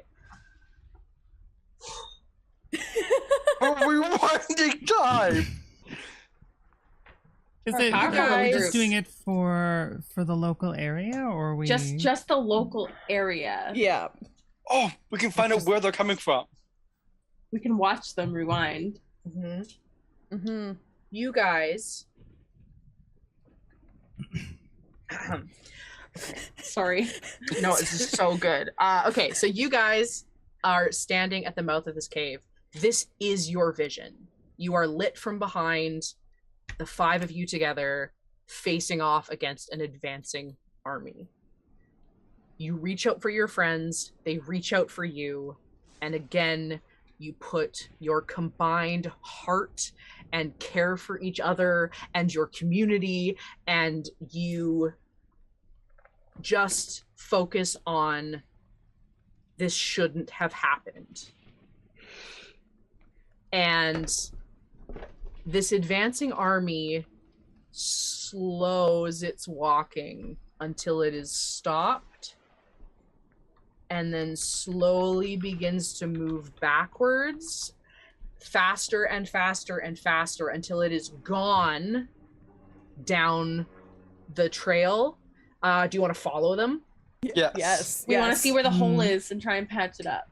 As you follow them down, it goes down further and further and further, and they back through the town. Fires that had been started and deep gnomes that had been knocked or possibly even killed come back.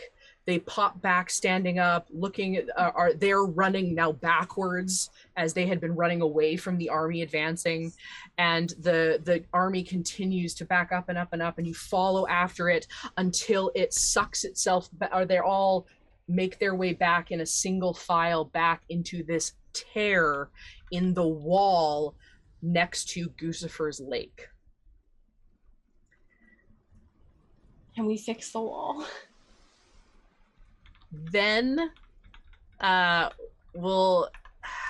feel like you guys are feeling tapped. You have done some insane magic today, and you are feeling exhausted. You see, one at a time, the soldiers begin to come out again. They can only come out so fast. But down from behind them, down from behind you, you see the queens and Gwendolyn following behind you, and they see what's happened. And they all look in shock of what has just happened. And then you're seeing all of these people advance. You're all exhausted. You're barely standing up. I've got nothing left. Neve is gonna shout, Come on, man. We can do this. patch the dome at the queens. They want to be on our side. That, Dude, you can't even stand up. this isn't our magic. We don't have this power. Gwydion does. She stops and looks, and there's still more. You guys are kind of just tucked yourselves around the corner as more and more of the soldiers start to come and line up in their rows. And Gwydion stops, and you hear from behind you a honk, honk. And you turn to look down the way, and Gucifer, now a regular goose, is waddling its way towards you. And behind it, a spectral form follows, a large spectral form, wandering its way down. And as it gets closer, it becomes more and more the form of an owl bear. And this is a local myth and a local legend that there is a ghost of an owl bear that is looking for his owner. And the goose is leading it down. And Gwydion stops and looks and covers her mouth for a moment and goes, Teddy? Oh.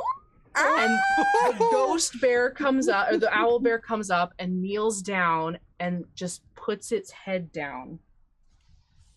And to like get pet by Gwydion. And Gwydion puts her hand on the owl bear's head and cries just a single tear and stops and goes, I think I can do it, but I have to do it from the other side. But we need to get through them first. One more time, friend. And the owlbear stands up and kind of like holds itself out, its arms and legs out to the side, and she turns and faces and goes, I hope that this will make up for my past transgressions. And she takes a like leaping step backwards and joins into this owlbear and grows and riles, and it builds and builds and builds until she is a giant mass of green.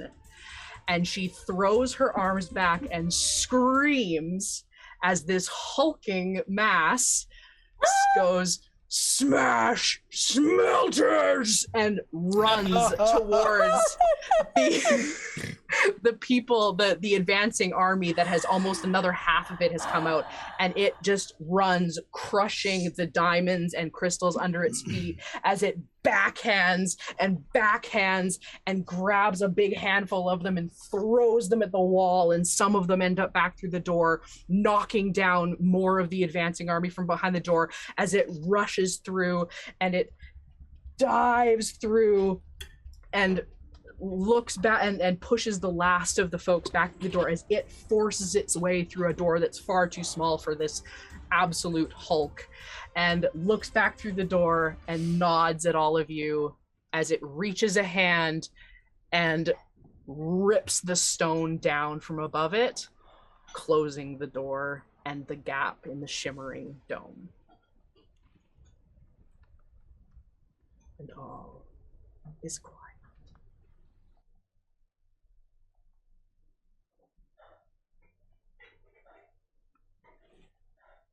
That was something. We're not gonna get in trouble for missing school today, right? Probably not. I think we'll probably get a pass on that one. I think that's the last of our words. That was so good. I'm dead. But I still pretended to be my dad, so I might not be able to hang out after work. The queens, like with kind of like a tear in their eye, seeing the sacrifice that their longtime companion had made, walks up to you and goes, I assure you, you will have a royal pardon with your parents. That's good. I like hanging out with these people. Neve is gonna walk up to Gucifer. Yep. And I don't know if he can respond, but she's gonna mentally say thank you.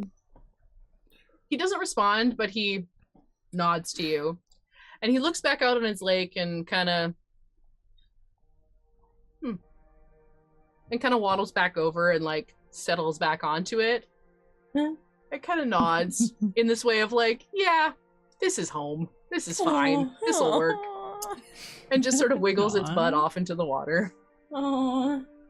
The queens will turn and go, I suppose we should see to our peoples conjoined. And if I'm not mistaken, there is supposed to be a feast tonight that I'm sure will be moved to be in your honor. And they'll both go take a knee and bow to you, Five. Neve is gonna bow back, but then she's gonna... I need to find Ariadne and make sure she's okay. Yes, of course. We had a number of our firstborn taken as well. We will send someone in there right away. If with the smelter's forces down, they will not have their palace guarded. So you think the smelters were trying to frame you? Yes, that was something we worried of. We had seen other humans being brought in by the smelters, and that was something we feared. Had they heard we were trying to reconvene with you. Okay. And they'll kind of like usher you guys out towards the surface. A group of Manticore will arrive. Pepper's dad being one of them, and they will like catch you up and like set you on their Manticores to take you to the hospital, where Pepper's mom works. So Pepper is being so many tiny little beans. So many adorable gnomes being tended to, and everyone is, any wounds that you have are tended. You've got some scrapes and bruises, but you're just exhausted for the most part. You spent everything you had. Jericho, your grandfather, shows up and comes like rushing in and like stops short and kind of like eyes you for a second to see how injured you are, and then hugs you incredibly tight. Oh, my boy, don't you ever do that to me again. Somebody has to. I know, and you did an incredible job, you absolute smart ass. This is why you tell us first. We get stuff done. Well, the children are our future. We've said it from day one. And he'll kind of like lean back and like pull out some kind of like really good treat, like some chocolate or something that you're a really big fan of that's hard to find, and he'll give you that and give you kind of a pat on the head. I'm 17. He ruffles your hair and cuts your damn hair and act like a man.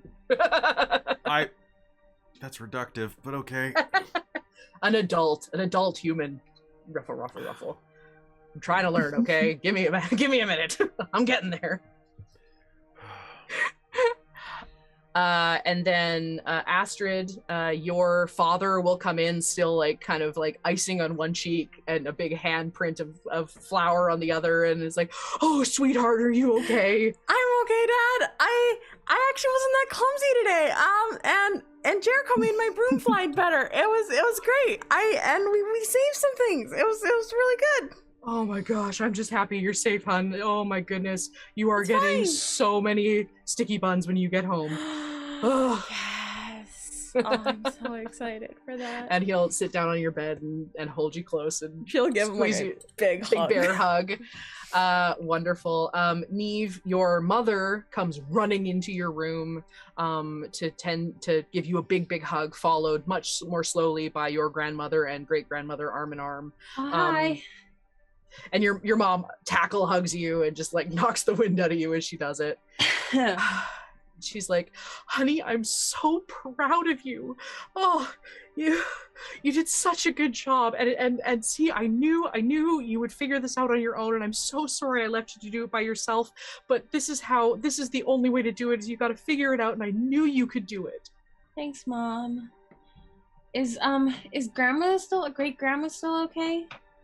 She kind of comes over, and she's still like very like, she's moving slow, but she's still kind of as happy as ever, and comes up and like pats your hand and is like, "You did a wonderful job, dear. I'm very proud of you. Thanks, Granny. You've done me proud. Thank you. I think your name will go ahead of mine in the history books." I hope not, Granny. And then Christopher, your mom comes rushing in with ink-stained fingers from all the research and writing she's been doing, and your dad comes in rushing in behind her and is like, "Oh, kid, are you okay?" Yeah, Dad, I'm fine. See, I lifted with my legs. I didn't break anything. Oh, kiddo, good job. I'm so glad you're okay. Oh yeah, and hey, Mom, we might have some more magic for you to research. We kind of round time. She kind of just like finds a chair and just kind of like shuffles back and sits for a second. I bet on the drummer. Have fun with that one. Huh. And then of course, Pepper's mother and father are slathering her and like kisses all over her face of just like so proud of her and so glad she's okay. You did so good, honey. She'll be very excited with it, but if it gets to be a bit too much, she may turn herself invisible, make a duplicate Pepper, and then go eat a secret cupcake in the corner.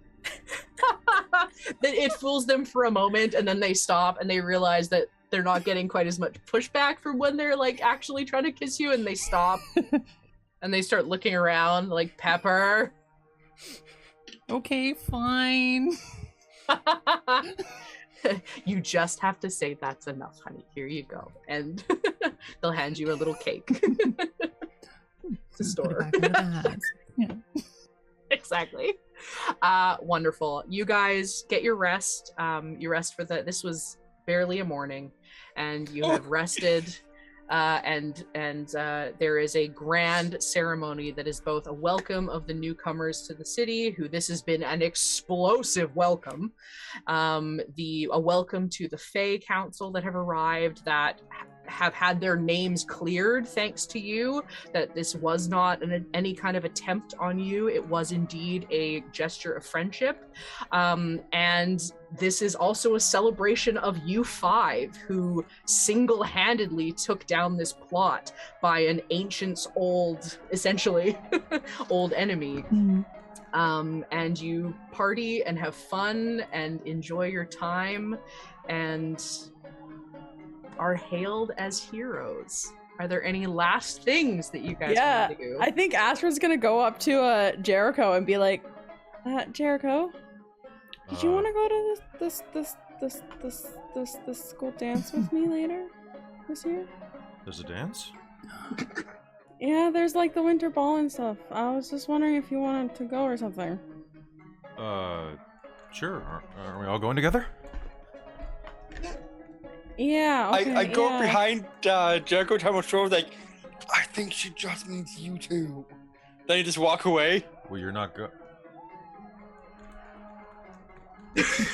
Brains roll. Difficulty 5. Oh, brains. Okay, I rolled charm. Difficulty 5? Yeah. Did you figure it out? I rolled actually just barely 5, but watch this. You oh, look. Really figured it out. Oh!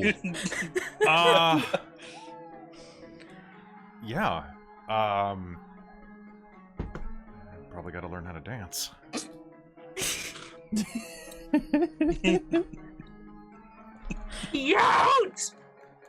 Amazing. You two are adorable and spend the rest of the evening chit-chatting over dinner. You wanna try it on? Try it out? You wanna touch it? Wow, you made it. It was so cute, Kelly. God damn it. That was out of character. Ruining you it. know it right there. Ruining it. You. Okay. So anybody else? Go to horny jail, Robin. Yes. Oh wait, sorry, Robin. I come up near the latest in the party with 2 bottles of wine. I was able to sneak away. Like, hey guys, do you want to try some? Oh, I don't drink. It makes my visions weird. I bet I could finish that bottle before you could. God. I want to hear about. I'm gonna some lose, weird but visions. it'll be fun. It'll be very funny. Honk, go to goose jail. Than me. Honk, go to goose jail. Oh no. All right. Anybody else? Y'all good? Get your wand out of my face, Kelly. No. Hailiiz puts her wand in her ear. Holy moly. Shit's heavy. And with that, you guys enjoy the rest of your evening, and we pull back from the dinner, back above the cornfields, that many more Fae have been coming out of the door to join the festivities. We see the setting sun bouncing the lights, beautiful and rainbow across the mountains, and we speed back across the water and fade to black. Thank you guys so much. Christa. That was so That was cool good. to like build the world and then playing it. That was so cool. That was a lot of fun. Like how we There's- all knew that it was the owl bear before you said it, and like that, Yep. I actually- that moment I actually- was so good. I didn't connect it until like right as she was about to reveal it. Yeah. I was like an owlbear. That's a weird choice because I'm really tired. Yeah. I'm like, that's a weird choice. Oh snap! I was hoping the owlbear I wonder would if be he's been waiting Goosefoot's owlbear. forever. Yeah, also good. Sorry, what was that? I said I was hoping that the owlbear would be Gustafer's owlbear. Oh no. Yeah, And that would just also see- be was it- good. That's what I thought at first, and then I was like, oh no, it's the other one. Yeah. No wonder the Hailiiz? owl bear was waiting forever. Yeah. Because Gwydion wasn't there. Because she went away. She was taken away. Huh. I have like 4 pages of like background and like how all of these pieces fit together and who was doing what and all. I had like all of these other like red herrings that would like make you think it was other people doing problems. And then I was like, this is 4 hours, Christa. You can't run all of that. That's always the curse. But like I said, rich and interesting backstory for old Jenkins. Absolutely. Could you please, do you still have that document? Could you please send it to our group chat so I can absolutely, yes, I will. I will 100% perfect. send it to you. I want to know about old man Jenkins. Thank you, blog. But right. yes. Oh my God. So folks, thank you so much for donating and everything. I'm gonna have the random prize draw in just a second because I think Christine's finishing it right now. Perfect timing. Perfect. All right, can I get a drum roll? With our wands. Ooh. Yeah, I was what? All right, so this is gonna go to Colin-san. Is going to win a copy of Wildfire. I actually don't know that game off the top of my head, but if you already have it, let me know and we'll draw something else for you.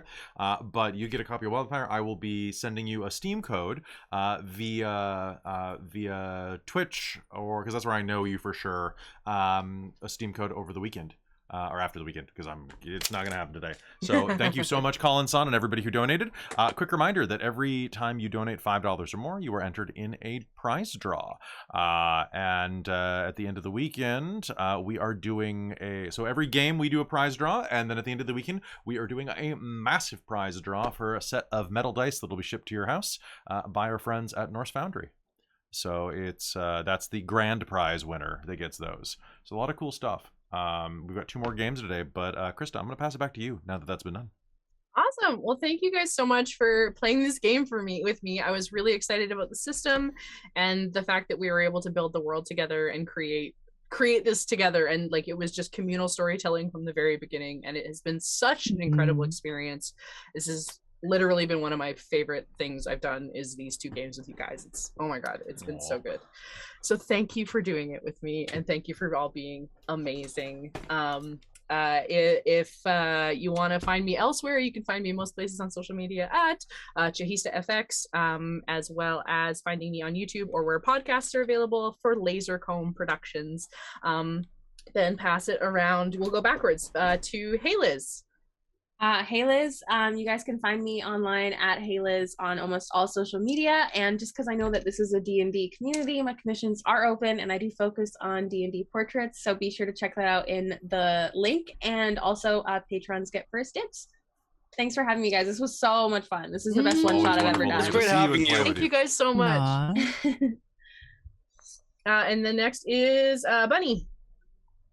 Oh, cripes. I didn't know I was next. Hi, I'm Bunny-hearted. I'm some kind of VTubing nerd continuing to violate my sacred oath by You're gonna go to jail. You gonna crime. I am straight up gonna go to crime jail. You can find me at twitch.tv/bunnyhearted, where I do cozy, comfy, chillin' vibe nonsense and general gay chaos. Nice. And the next is Jacob. Hey, I'm Jacob. You can find me here on Twitch at Crimson Art Cosplay, or every now and then here on Dork Tales when I can't. Great having you guys, and fun seeing you later. Robin. I mean, I would have totally laughed if you did skip me on purpose like I did to you this morning. I should have. I didn't even think about it. You should have. It's not that petty. So not that smart. You know, you could just pass it off to Kelly and just skip yourself. No, I'm not now that I've been mentioned. Now. I have to do it now. So hello, everyone. I'm Robin. You can find me on Twitch, usually at Dorktales, but also sometimes on my own Twitch at Second Gen Gamer on Twitch. This has been so much fun, Christa. I loved it. It was great. Ooh, so much fun. Kelly. Hello, I'm Kelly. I'm normally the guy who runs over here on the Tales of Dorks.